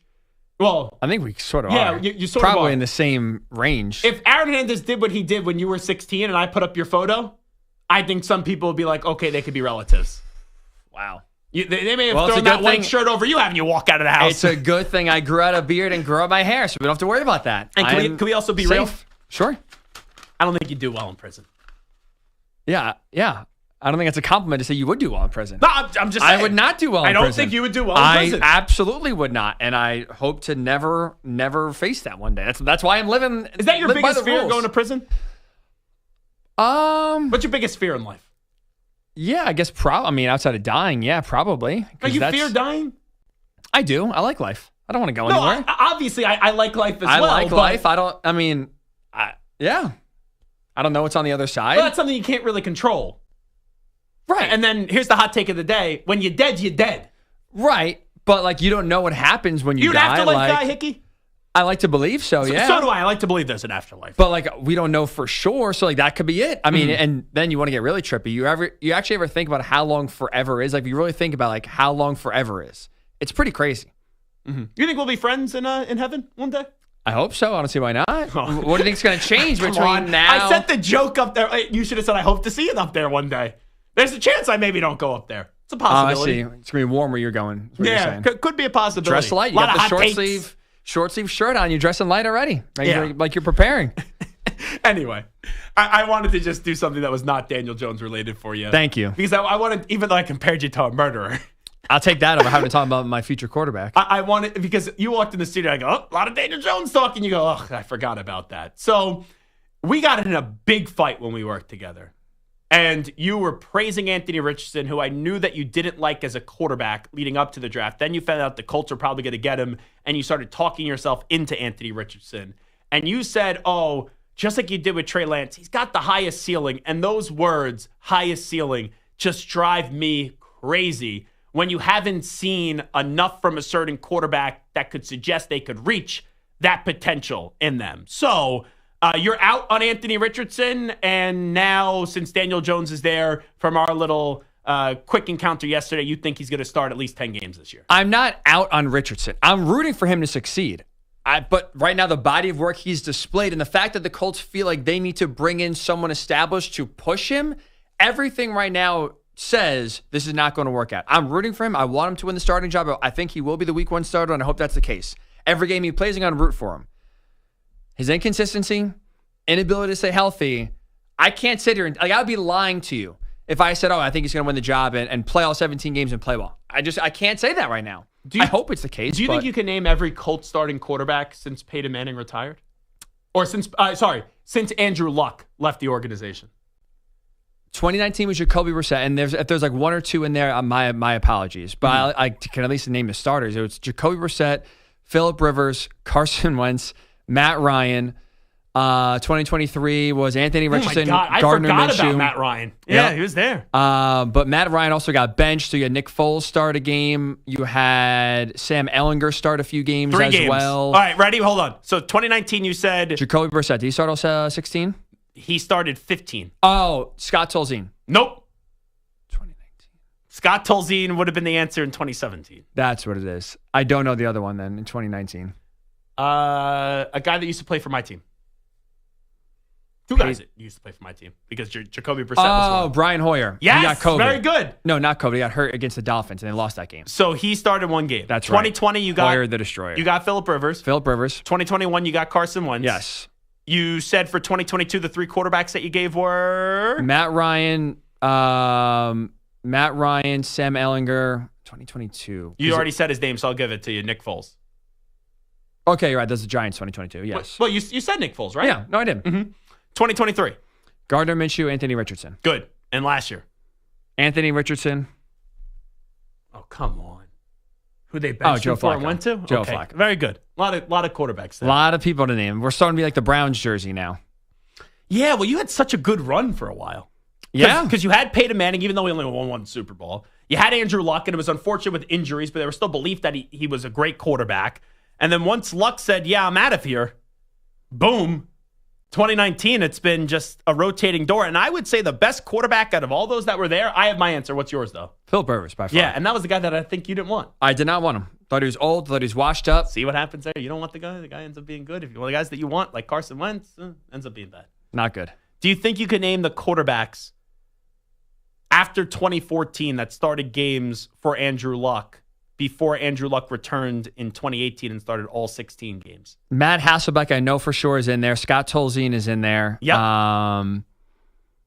Steven- Andrew Luck did play 7 games in Yes. 2015, 15 games in 2016. So you got Tolzien. Did Stephen Morris ever make a start? No. He was a backup for a while from Miami, but I don't know if No. he ever got a start or not. And there's one carryover from the other list. Jacoby Brissett, right? Yep. So Brissett and Tolzien you got, and Hasselbeck you got. Do you? There's one more there because the others were Andrew Luck. Luck started 7 games in 2015. He started 15 games in 2016 and none in 2017. He started 1 game in 2015. Do you think you could get him for the Colts?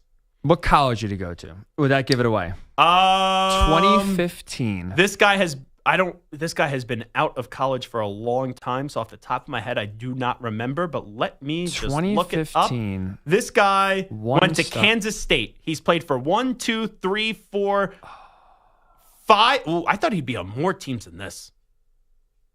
Yeah. But just off a quick search. You're going to say it. I'm actually going to, because I feel like I kind of know it. I can picture, but I can't think of He his was name. a first-round pick. Josh. Mm-hmm. Come on. Oh, my God. He's a Buccaneers. He was the Buccaneers starter. Who is it? Oh, my God. I can't think of his last name. Damn it. Josh, I don't know. I'll buy you some time here. What does his last name start with? Can I get one letter? Stu? You think I should give him a letter? Come on, Stu. I'm down bad here. We're Give him the talking letter. about... You compared him to Aaron Hernandez earlier, so yeah. Yeah, Stu. Give him the letter. F. Freeman. Josh Yes! Freeman. There we go. Wow. Okay. Blast from the past. So anyway, you're going into this Colts season and you think it's another waste of a year is what you're telling me. The March for Arch is already on. Looking ahead to 20... Well, after Richardson gets benched and or hurt, then the March for Arch Why is do we on. talk about injuries? Because he can't stay healthy. I'm not rooting for him to get hurt. Who could prevent the... But do you think the Colts are going to be that bad? I'm rooting for them. No. Realistically, no. Because Daniel Jones, for how much I want to crap on him, he's good enough to win them 4 or 5 games that they shouldn't. Okay. And not have the first pick. Like, they're not going to be 2012 or 2011 bad. They went 2-14 and went from Manning to get Luck. They're not going to be that bad. That's the shame of it. They'll probably be like 9th. Okay. Sucks. So who's going to be in front of them? I'll give you a team. You think the Colts or this team? Who's going to be worse? Jets or Colts?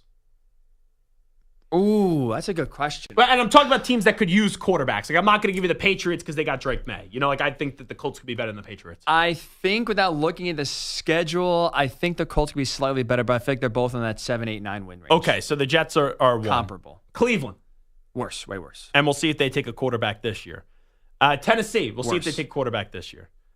You think the Tennessee's going to be worse, right? Right. Is that what I'm answering? These teams are worse? Okay. Mm-hmm. Yes. Tennessee worse. The Raiders. I like the direction, but I think they'll be worse. Okay. Need some more talent. Offensive line, defensive line. The Giants, if they don't get a quarterback in this draft. Even if they do, worse. So that's what, 5 teams? Saints? Worse. Oh, my God. You think the Saints will be worse? I do. Okay. They got no direction. Cardinals. That's tough. They're spunky, but also I don't know about them. Spunky. I don't think I've ever heard a team referred to as spunky. I will say worse, but not by much. Okay, so there's 7 teams right there that not all of them may be in the quarterbacks, mix. but could be in the mix. All righty. You have been critical of Colorado. You have been critical of Coach Prime. Fair, but okay. I then issued a defense of Coach Prime and Shedeur Sanders, and Coach Prime followed me on social media. That's right. This is now 2 weeks in a row. Someone else that you've been critical of, I gave my endorsement. It sounds a little douchey when I say it, but I praised that person the other day, and they followed me on Twitter late last night. Any idea who that person is? No idea. Someone that you Joey are not Bosa? a fan of. Who I don't like? You are not a fan of. Daniel Jones? Did you praise him? You can't praise him. No. so it can't be him. I'm talking about someone that I could praise, someone that you were very against him being a starter this year in the NFL. Aaron Rodgers. No. Geno Smith. You think Aaron Rodgers is going to follow me on Twitter? I don't know. If you talk nice about him, I could see him. You liking really dislike where this person went to college. J.J. McCarthy. Yes. J.J. McCarthy. I threw out a little video last night. Hey, I think J.J. McCarthy could be just as good, if not better than Sam Darnold. Fit. We always talk about fit for quarterbacks. Everyone wants to knock J.J. McCarthy. He's teamed up with Kevin O'Connell. You got Jefferson. You got Addison. You got Hawkinson. You got Aaron Jones. Darrisaw hopefully comes back healthy. I'm doing what I'm doing. I'm saying, you know what? And I'm rooting for J.J. McCarthy because a lot of people don't think he's that good. Yes, he was a game manager at Michigan. Do I think he's great? No. But I also saw him win a national championship, go 27-1, have some really good moments for that team on the road at Ohio State, at home, beating Ohio State, perfect throw to Roman Wilson. The second half, and I even said first half was unacceptable, but the second half up against TCU was really good. Like, I was given some moments. And I said, and I'm rooting for him because 99.9% of people think this guy's going to suck. And usually I've learned when people think that's the case, the guy ends up being a very good player in this league. And then I got a late night follow from J.J. McCarthy after just putting a little video out there. So I guess he watched the video and then said, yeah, I like this guy. I'm going to follow him on Twitter. Or maybe he remembered me from some of my legendary Tony Petiti rants as well. So J.J. McCarthy, you're still where with him? I think it'll be fine. For you still think they should have brought back Sam Darnold? I do, especially if you're going to go down the Aaron Rodgers route. That's one that to me is I don't think they are. Well, there's reports out there that they're considering him. I don't know how real those are, but I think also you look at the Aaron Rodgers timeline. If it's truly the Jets and the Steelers, what's he waiting for? Giants or Steelers, you mean? Sorry, Giants or Steelers. What's he waiting for? Well, I think it's money. That's what I think it is. And Mike Florio was even on 93.7 The Fan in Pittsburgh, and he's like, Rodgers is willing to take less than $90 million over 2 years. But the Steelers thought he would be cheaper than that, and it's how far down is Rodgers willing to go on the salary trail? I mean, just gave $35 million away for the Jets 2 years ago. Should be willing to play for, you think, pretty little to play on a team that's exponentially better in the Steelers compared to the Giants, compared to where they want to go. I just wonder how. If I'm Minnesota, I stay far away, and I think J.J. McCarthy should be the starter this year. You look at the options now that Sam Darnold's gone. I hope they don't go the Aaron Rodgers route. Do you think Rodgers goes to the Steelers, though? Like, gun to your head right now, I say make a prediction. I do. Yes. Okay, then what do you expect out of the Steelers this year? Miss the playoffs. I actually think they'll be under 500 for the first time since 2003. This is the year. So I thought last year was going to be the year that happened. A full disclosure, I was wrong. Same, by the way. They're getting better at quarterback by bringing in Rodgers than what they had last year. You have Pickens, you have Metcalf, no Najee Harris, who I think is better than what Steelers fans think of him. And I do think that defense is going to be better than what they were last year. Last year was not a good season. I'm not saying that they definitely will make the playoffs, but below 500 with Rodgers, as long as he's healthy, I have a tough time seeing the Steelers bare minimum not winning 9 games. I don't buy he's better than Russ. I don't at this point.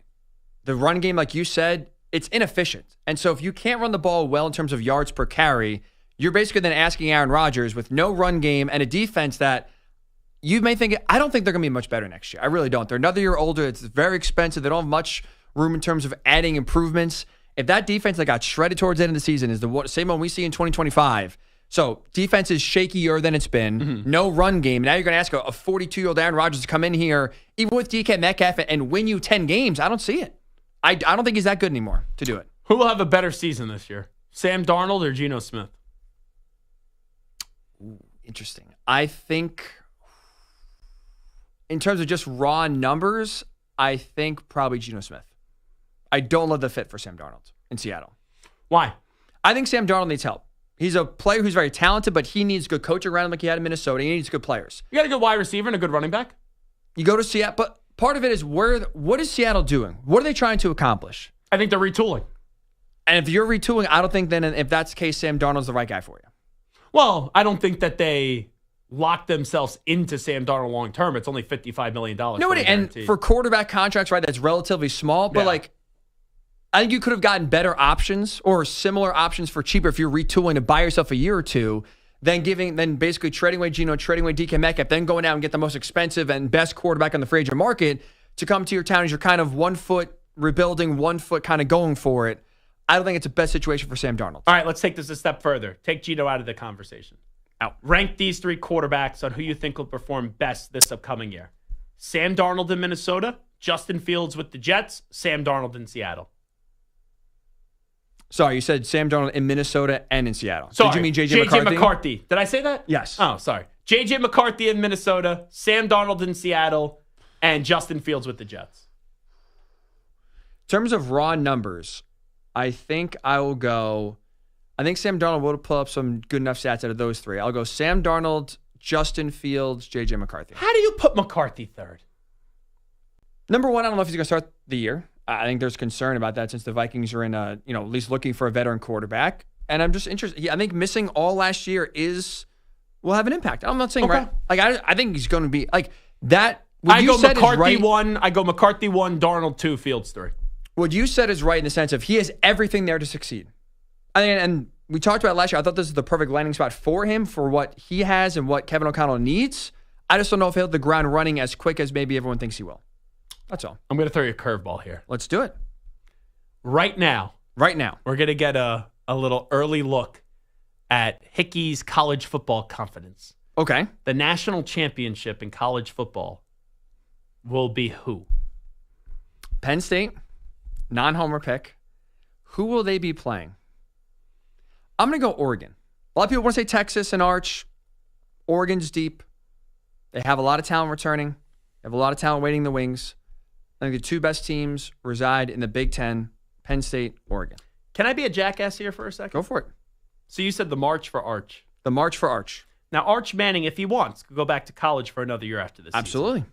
He can go back for 2 years, I believe. If the Colts have the number 1 overall pick, there's something happening with the Colts right now.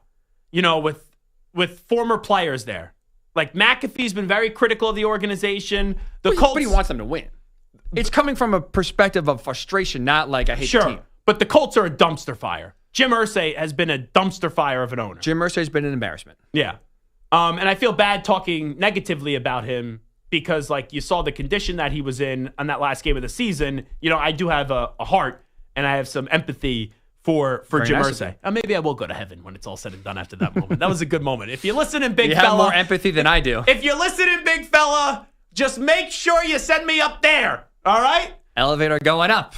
Could you imagine in a world where Arch Manning, right? Because Peyton Manning did a nice little event celebrating the Super Bowl with the Colts, but he identifies now more as a Bronco. Well, tells his nephew, hey, maybe it's best to avoid the Indianapolis Colts. And I apologize to our listeners in Indy for even throwing that out there. If that's the case, then there should be a march outside of Lucas Oil to force Jim Irsay to sell. Get out. Get out. Send him to another city? Bad, where he's going back to college just because it's the Colts at number 1 and not another team, sell. You are ruining the franchise. Pack up the trucks, move them in the middle of the night? Pack up Jim Irsay's house, pack up the guitars, get them all out, go wherever he wants, sell the team. Anything else that stands out to you in the offseason so far? Any takes? I don't know what the Texans are doing in trading away their best offensive lineman to make it their O-line worse, not better. Yeah, Seth Payne joined this yesterday. He's been very critical of Larry Tunsil for a while. And a lot of Texans fans I've seen, it's the culture, he holds too much. Fine. The guy's a Pro Bowl, and the guy's the only thing right now that keeps C.J. Stroud upright at the left tackle. He's been sacked 90 times in 2 years. Mm-hmm. I don't want to hear about culture right now or holding. You can figure that when you actually have somebody waiting in the wings you can replace Larry Tunsil with. I don't know who you're doing with right now. You're going down David Carr 2.0 territory. Ooh. Wow. 90 sacks in 2 years. No, I understand. I mean, you're going to get the guy killed. Calm down. Stroud, though, plays a lot better quarterback than Carr did. But that's what makes it, I think, worse. Hey, Stu, I don't know if you have the ability to do this, and I know I'm up against it, but we played you this audio yesterday.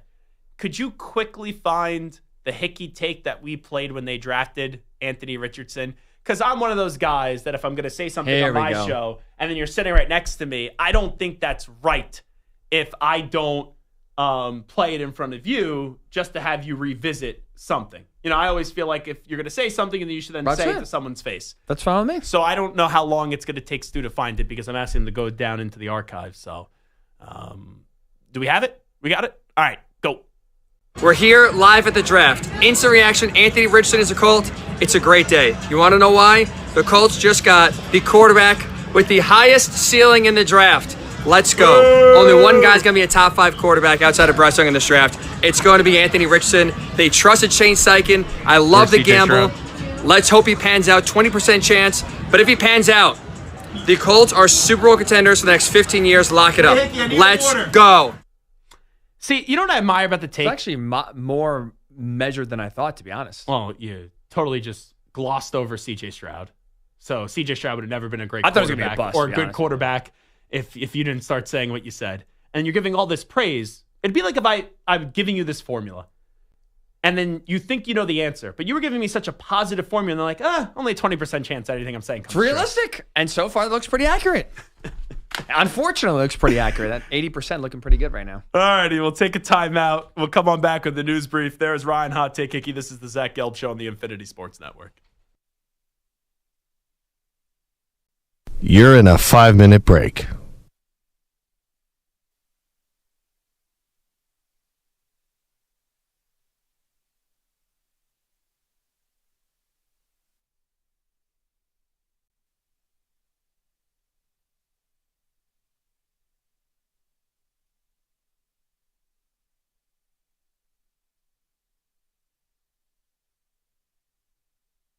Four minutes, 30 seconds remaining.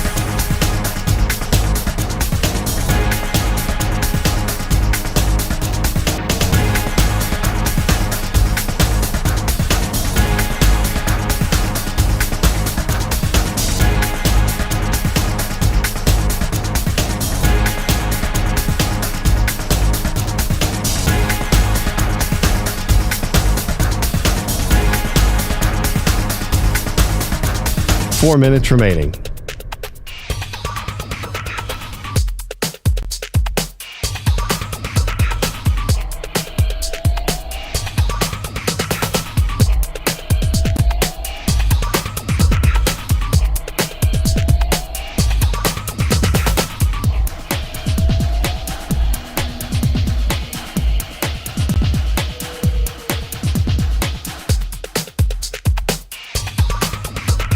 Three minutes, 30 seconds remaining.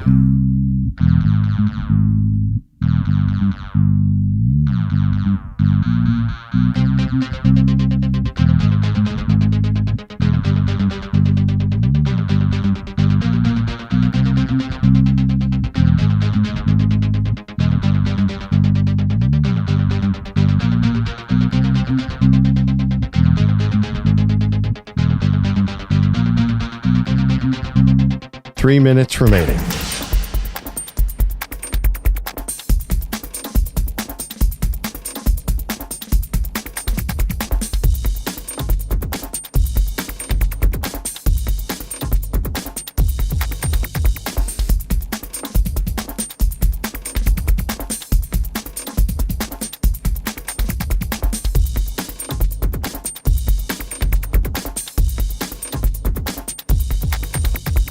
Two minutes, 30 seconds remaining.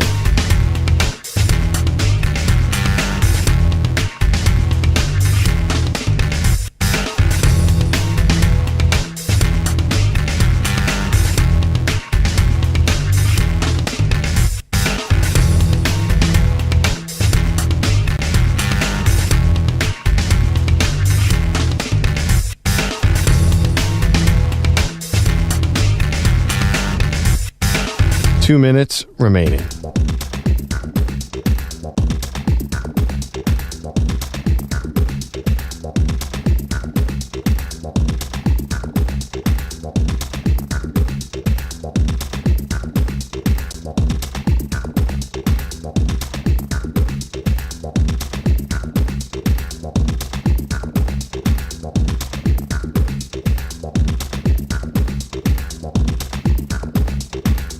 One minute, 30 seconds remaining.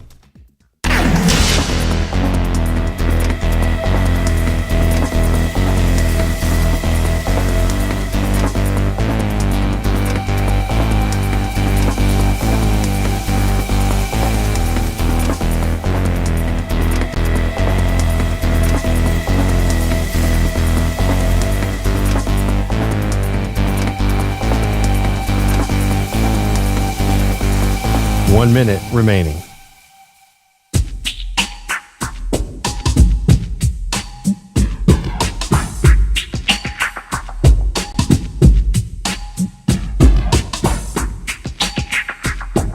.45 seconds remaining.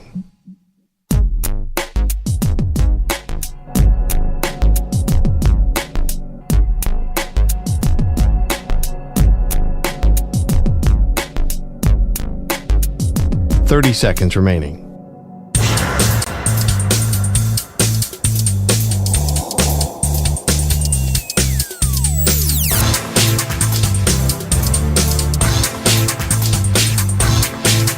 .15 seconds.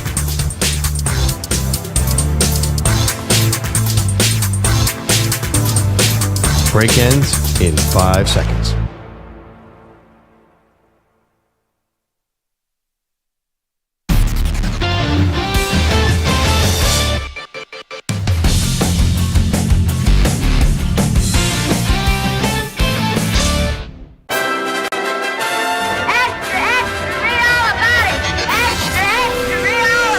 Time for your daily news brief. We get you caught up on the rumors, reports, and reconnaissance from the day in sports. Alrighty, news brief time. Let's get CJ Gardner-Johnson's reaction to getting traded from the world champion Philadelphia Eagles to the Houston Texans. I ain't lie to you. I thought they were fools. I ain't lie. I saw 3-1. I'm like, man, they were fools. They damn sure got me. They playing crazy with me right now. But no, it wasn't no love law. It wasn't no bad blood. It was a great phone call. Great phone call. It was an amazing phone call to be all the way thorough. Great phone call. At first, I wondered when CJ Gardner-Johnson got traded if he talked himself off the team. And I thought maybe they wanted to bring back Darius Slayton because you saw some mixed reports there that they're moving on. Oh, there's still a chance that he comes back. Today we know that Darius Slayton's off to Darius Slay, I should say, big play Slay, that he's off to the Pittsburgh Steelers. So with CJ Gardner-Johnson, I just think it's one of those guys, he was going to be due a contract a little bit down the road. He's a very good player for them. They obviously appreciated what he did, right? The 2 years he was there, they've been to 2 Super Bowls and they won one, right? And then they got rid of him last year and they kind of missed him and then they brought him back and they ended up winning the championship. I think it's just one of those things when you paid so many players and you won a Super Bowl, you got to trim the fat somewhere. And I think with some of the younger players on the roster that are cheaper right now, they can afford to go with those guys and get rid of CJ Gardner-Johnson now. That's ultimately what I think ended up happening there. I thought there was going to be some like scandalous kind of drama and reality TV thing. I don't think that ultimately is what sent CJ Gardner-Johnson to the Texans. Let's go to Brett Favre. He was on Fox News with Will Kane. Brett Favre has a little suggestion for Aaron Rodgers and maybe where he should go for his next team. Could he be following the Favre way of going from Green Bay to the Jets and then to the Minnesota Vikings? By all means, sign with them. They got a really good football team. They're loaded at pretty much every position. They made it to the playoffs last year. They got a tremendous fan base, much like the Packers. You know, if you get the opportunity, that's a good place to win. I understand what Brett's saying. Yeah, if I'm Aaron and Minnesota says you want to come on there, yeah, Aaron, go there. I don't see, though, why the Vikings are going to hit up Aaron Rodgers and be like, hey, we're going to bring you in. I really think they're going with J.J. McCarthy. Amon-Ra St. Brown of the Detroit Lions commented on the Bears offseason on the St. Brown podcast. Bro, I feel like the Bears have unlimited money. It's crazy.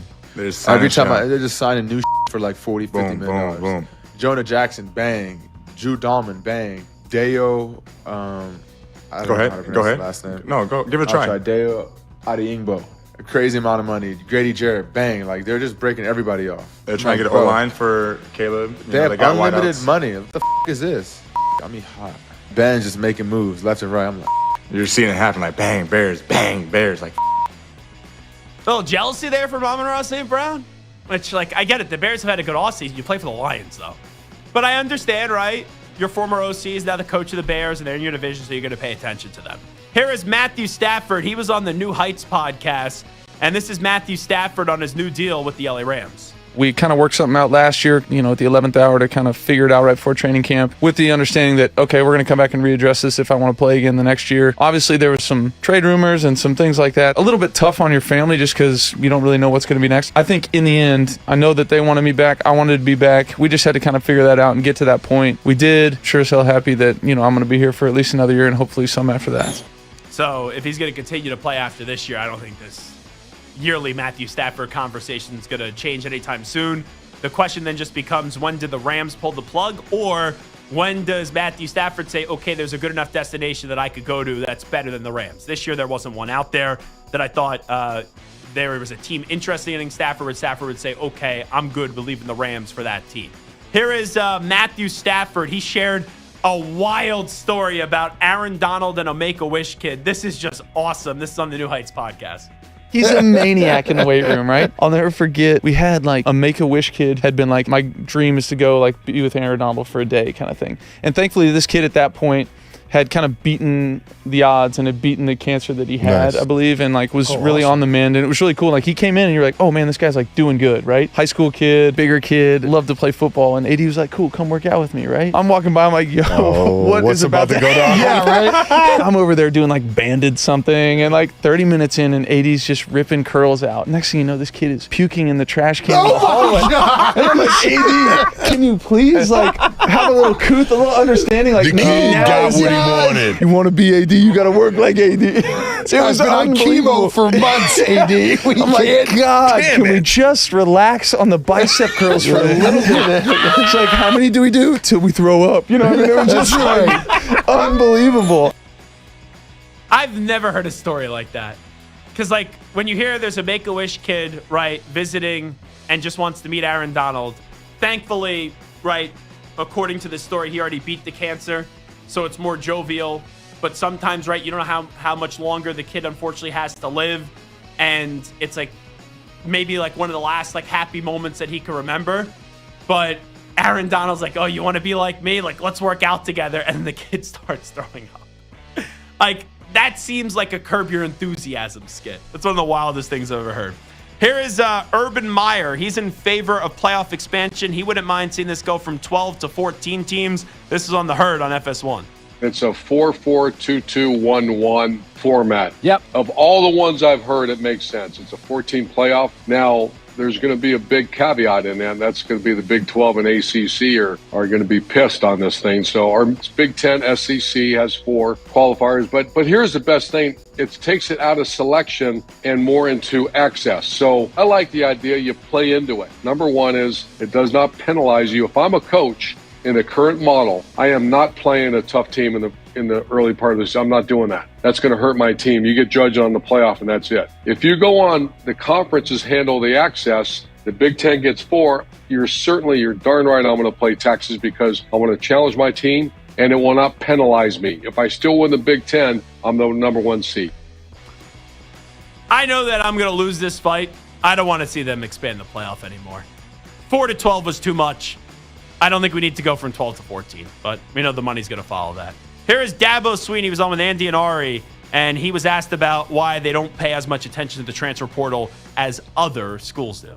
We just do what's best for Clemson. We've always done that year in and year out, regardless of what that is. And as the portal has come about. So, again, you can't have the highest graduation rate in America, and you can't be top in the country in retention in this crazy free agent world and go sign 1 million portal guys. Something's got to give somewhere. We're not against the portal. We've used the portal 3 out of the last 4 years. We've used the portal. We've just signed what we need. The portal is a great tool. And again, everybody just likes to make up their own stories and narratives, and they like to get a bunch of clicks and all that. But, in the meantime, we just keep winning.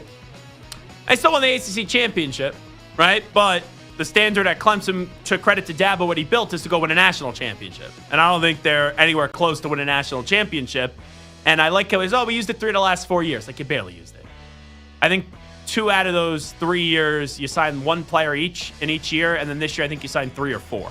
So it's improvement, but it's not a lot. But you keep on winning the ACC, I guess people are happy. Here's the Mariners Radio Network. Rick Riz of the Mariners Radio Network, unfortunately last night, got hit in the head by a foul ball. This is how it sounded. On Hoskins. Now the set by Vargas. Here's the pitch. Swinging a foul. Did it get you? Oh, man. Hit me in the head. Did it get you? Yeah. Hey, we're going to take a quick break here. We'll come back. We'll come back right after this. So he's going to be okay, and he should be, and I think he did return to the booth today, is what I'm reading. The only reason I played that, when he got hit and you heard his voice, there was a clip once of Chris Moore when he kind of lost his voice on the network doing a show. And it sounded just like how Rick Riz sounded there when he got hit in the head with the ball. He was like, Moore was like, I'm struggling to speak. Billy, Chuck alone, help me out. And Chris Moore didn't get hit in the head with the foul ball. I got 2 more for you, then we'll take a break. Shaq is on Inside the NBA last night. Listen up. It's a great player. I like the way he's playing. I like what Chauncey is doing. Those guys play hard. My favorite player on that team is Isaiah Stewart. Big body, hard guy. Like to knock people out, push people around. No, I can't let this go. Like who? Who's doing it? You said Chauncey? Chauncey's the coach, right? Okay. Portland. No. Chauncey, he coaches. I was like, I can't let this go. JB Bickerstaff. Yeah, Bickerstaff. That's what I mean. Hey, first of all, I don't watch Detroit. How about that, boo-boo? I don't watch him. So, let that go. I messed up. I made a mistake. Like, I would get it if when he was called down and he was like, oh, sorry, I'm thinking of my playing days when Chauncey was on the Pistons. I'm clearly thinking of JB Bickerstaff now. If he just misspoke. But at the end, he's just like, I don't watch the Pistons. Then how should I take you seriously as an analyst? And I like Shaq, but that's not a good moment. Like, we praise him when they're ripping the NBA and the current NBA. Then Shaq's deserving of criticism there. Finally, here's Rocco Mediate. This on the Rocco Hour on SiriusXM PGA Radio on Colin Morikawa after he choked away and coughed up the Arnold Palmer Invitational last weekend, not wanting to talk to the media afterwards. Rocco was not happy. Biggest bunch of horse you could ever say. Period. I mean, that is the dumbest, most selfish garbage you could ever say. Mr. Palmer would have hunted him down. Trust me on that. Mr. Palmer told me one thing that stuck with me. It's really easy to go in and talk to somebody when you won, not that I won that much, or when you played well. But can you do it when you don't? That's the key. Obviously, he can't. Okay, so stop talking to me about, I didn't want to talk to him about. Your job is to tell people what happened and what I don't give a shit about your workout in the morning and all that other crap. Okay, tell me what happened. You lost. You got beat. That's what happens. Guess what? Golf's hard. So please stop trying to tell me I didn't feel like talking to somebody. If Mr. Palmer was there, he'd have I'm telling you, it wouldn't have been pretty. It would have been public too. The tour does not need that garbage at all. Man up, talk about it, and be done. He said, I don't owe anybody anything. Actually, he does. And I get this. No, pathetic. You can say it. You can put it all. I don't care. Come to me, Colin. We'll talk about it. I think that's the most passion I've ever heard from a golfer. And there's some sports where, I'm not saying that the media is irrelevant, but if you're a star NFL player and you want to blow off the media, like, all right, you get fined, so what? Golf needs a little bit more of the fanfare, and they need a little bit more of, accessibility. And I kind of like what Rocco said, but I wasn't expecting it to come with that fire and that thunder from Rocco Mediate. All righty, we'll take a timeout. Update time. Here's Zach. Infinity Sports Network. Sports Flash. Well, there are no takers for Cooper Kupp, so the Rams released the former Super Bowl MVP, which opens up $15 million in cap space. DeMarco Lawrence has a new home. The longtime Cowboys defensive end out of Big D signs a 3-year deal with Seattle with $18 million guaranteed. Veteran offensive lineman Kevin Zeitler signs a 1-year deal with the Titans. No news on any visits for Aaron Rodgers, but Russell Wilson has a busy next few days. He's headed to Cleveland to meet with the Browns tomorrow and the Giants on Friday. Marcus Mariota returns to the Commanders on a 1-year deal. Kenneth Gainwell comes to terms with the Steelers leaving the defending champion Eagles. Darius Slay also following Gainwell to Pittsburgh. The Thunder failed to sweep the back-to-back against Denver and now head east to take on the defending champs tonight in Boston. OKC is hoping to be in June where the Celtics were a year ago. Shai Gilgeous-Alexander said they're learning on the fly what it takes to get to that level. We're going to play the best teams, best coaches, best players in the world. Like, they're going to have tricks and they're going to save stuff for the playoffs, and we're going to see like a bunch of different things down the stretch. Iowa State advanced to the Big 12 with a 76-56 win over Cincinnati. North Carolina, a 76-56 winner over Notre Dame in the ACC. I'm Rich Eckler. The Infinity Sports Network is on your smart speaker. All you have to say is play Infinity Sports Network.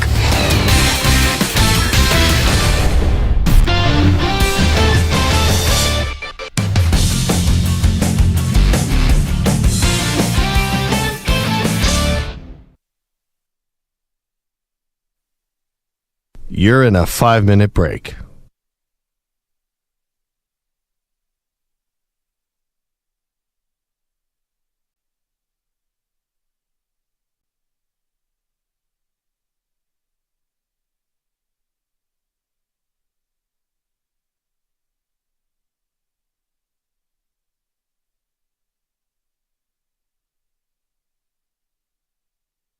Four minutes, 30 seconds remaining.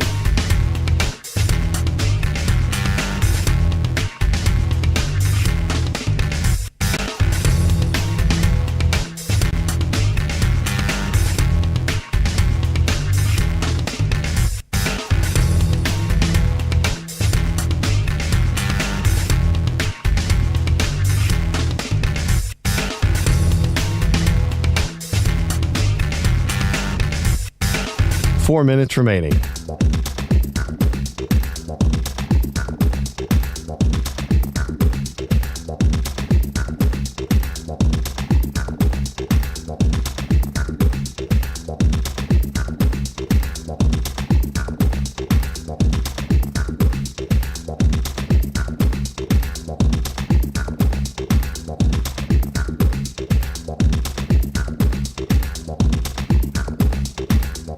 Three minutes, 30 seconds remaining.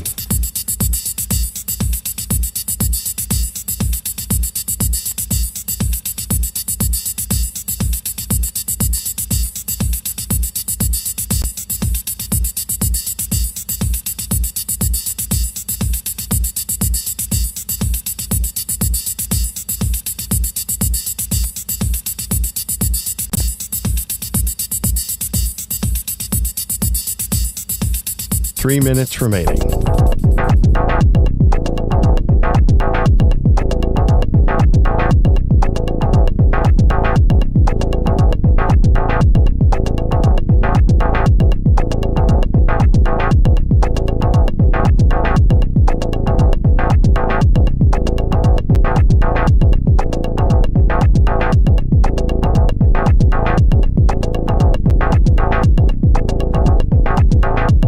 Two minutes, 30 seconds remaining.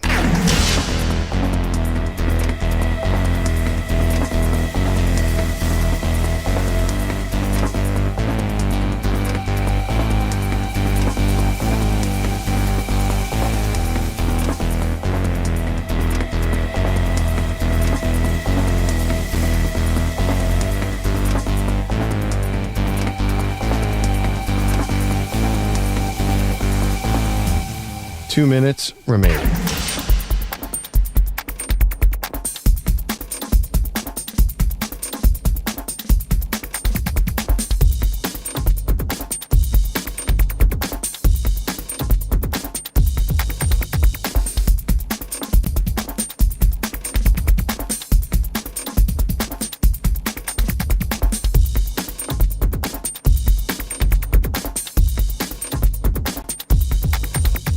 One minute, 30 seconds remaining.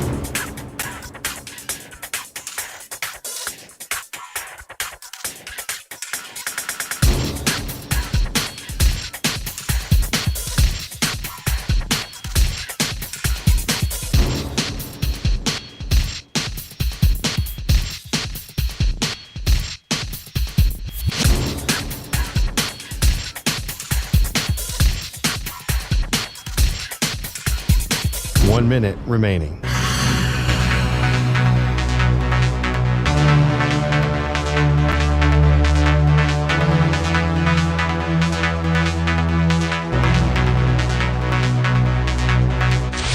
Five seconds remaining.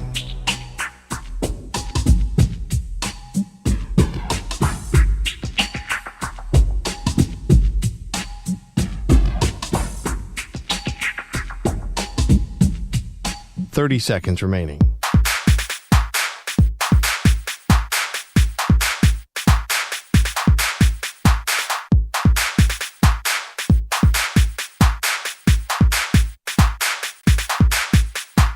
Seconds.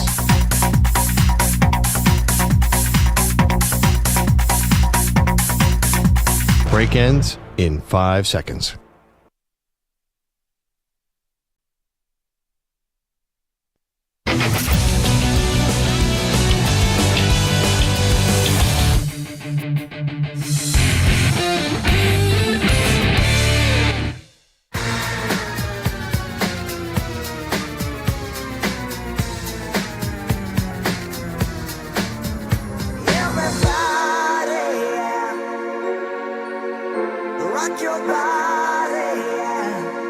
Hey, this is Howie. And this is Nick from the Backstreet Boys. And you're listening to the Zach Gelb Show. And guess what? Zach is back. All right. He's live. He's nationwide. This is the Zach Gelb Show. All righty, Zach Gelb Show, Infinity Sports Network. It's time to answer Ask the Pros question of the day, brought to you by O'Reilly Auto Parts. Adam in Baltimore says, Zach, DeAndre Hopkins signed with my Baltimore Ravens. Joey Bosa lands in Buffalo. Who do you think will have the bigger impact for their team this year? You could submit a question by tweeting at INF Sports Center at Zach Gelb using the hashtag #AskThePros. Think O'Reilly Auto Parts for all your car care needs. Get guaranteed low prices and excellent customer service from the professional parts people at O'Reilly Auto Parts. O'Reilly Auto Parts. I'm going to say it's Joey Bosa. Now, both players are not great as they once were. Could either player find the fountain of youth for a season and be more of a positive than a negative and be successful this year? Absolutely. And like, if you would have told me 3 or 4 years ago, you'd have Derrick Henry, DeAndre Hopkins, and also Lamar Jackson on the same team, I'd be like, wow. And now it's like, okay. You know, Lamar Jackson, still wow. Derrick Henry, still wow. But DeAndre Hopkins, there's a reason he signed for only 1 year, $5 million. And also, you know, DeAndre Hopkins, we saw him go to Tennessee in 2023 where he was fine, like had over 1,000 yards, was with Derrick Henry in Derrick Henry's final season with the Titans. But we've already been through one of those, oh, wow, you got Hopkins and Henry on the same team.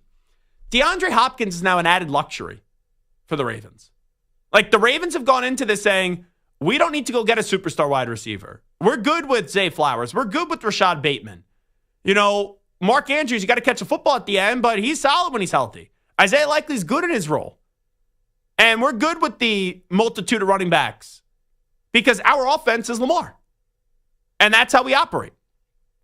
So I actually think more is going to be asked out of Bosa.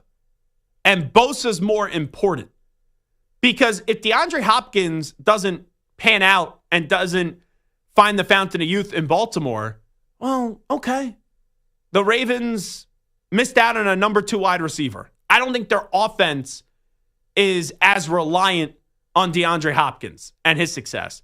But the Bills' defense, now without Von Miller, we'll see if they still pursue the services of Trey Hendrickson. But if this is the big defensive move of the offseason for the Bills, you're putting a lot of eggs in the basket of Joey Bosa, a guy who has not been healthy the last few years. So I think there's going to be more asked out of Joey Bosa. So Bosa to me is more important than DeAndre Hopkins, is the way that I would explain it. Now, Cooper Kupp is officially released. So when we look at the Cooper Kupp destinations, I do believe that the Patriots are going to be in on Cooper Kupp. I think the Chargers should be in on Cooper Kupp. Little exciting Whites action right there. move over Cooper DeJean and Reed Blankenship, and you give me some Ladd McConkey. Let me tell you about that Ladd McConkey, man. And also Cooper Kupp. That would be fun. Could the Cowboys be in on Cooper Kupp? I could see it. I think Green Bay should also pursue the services of Cooper Kupp. So those are just some teams that I could throw out there. And you know what? Seahawks could use another wide receiver.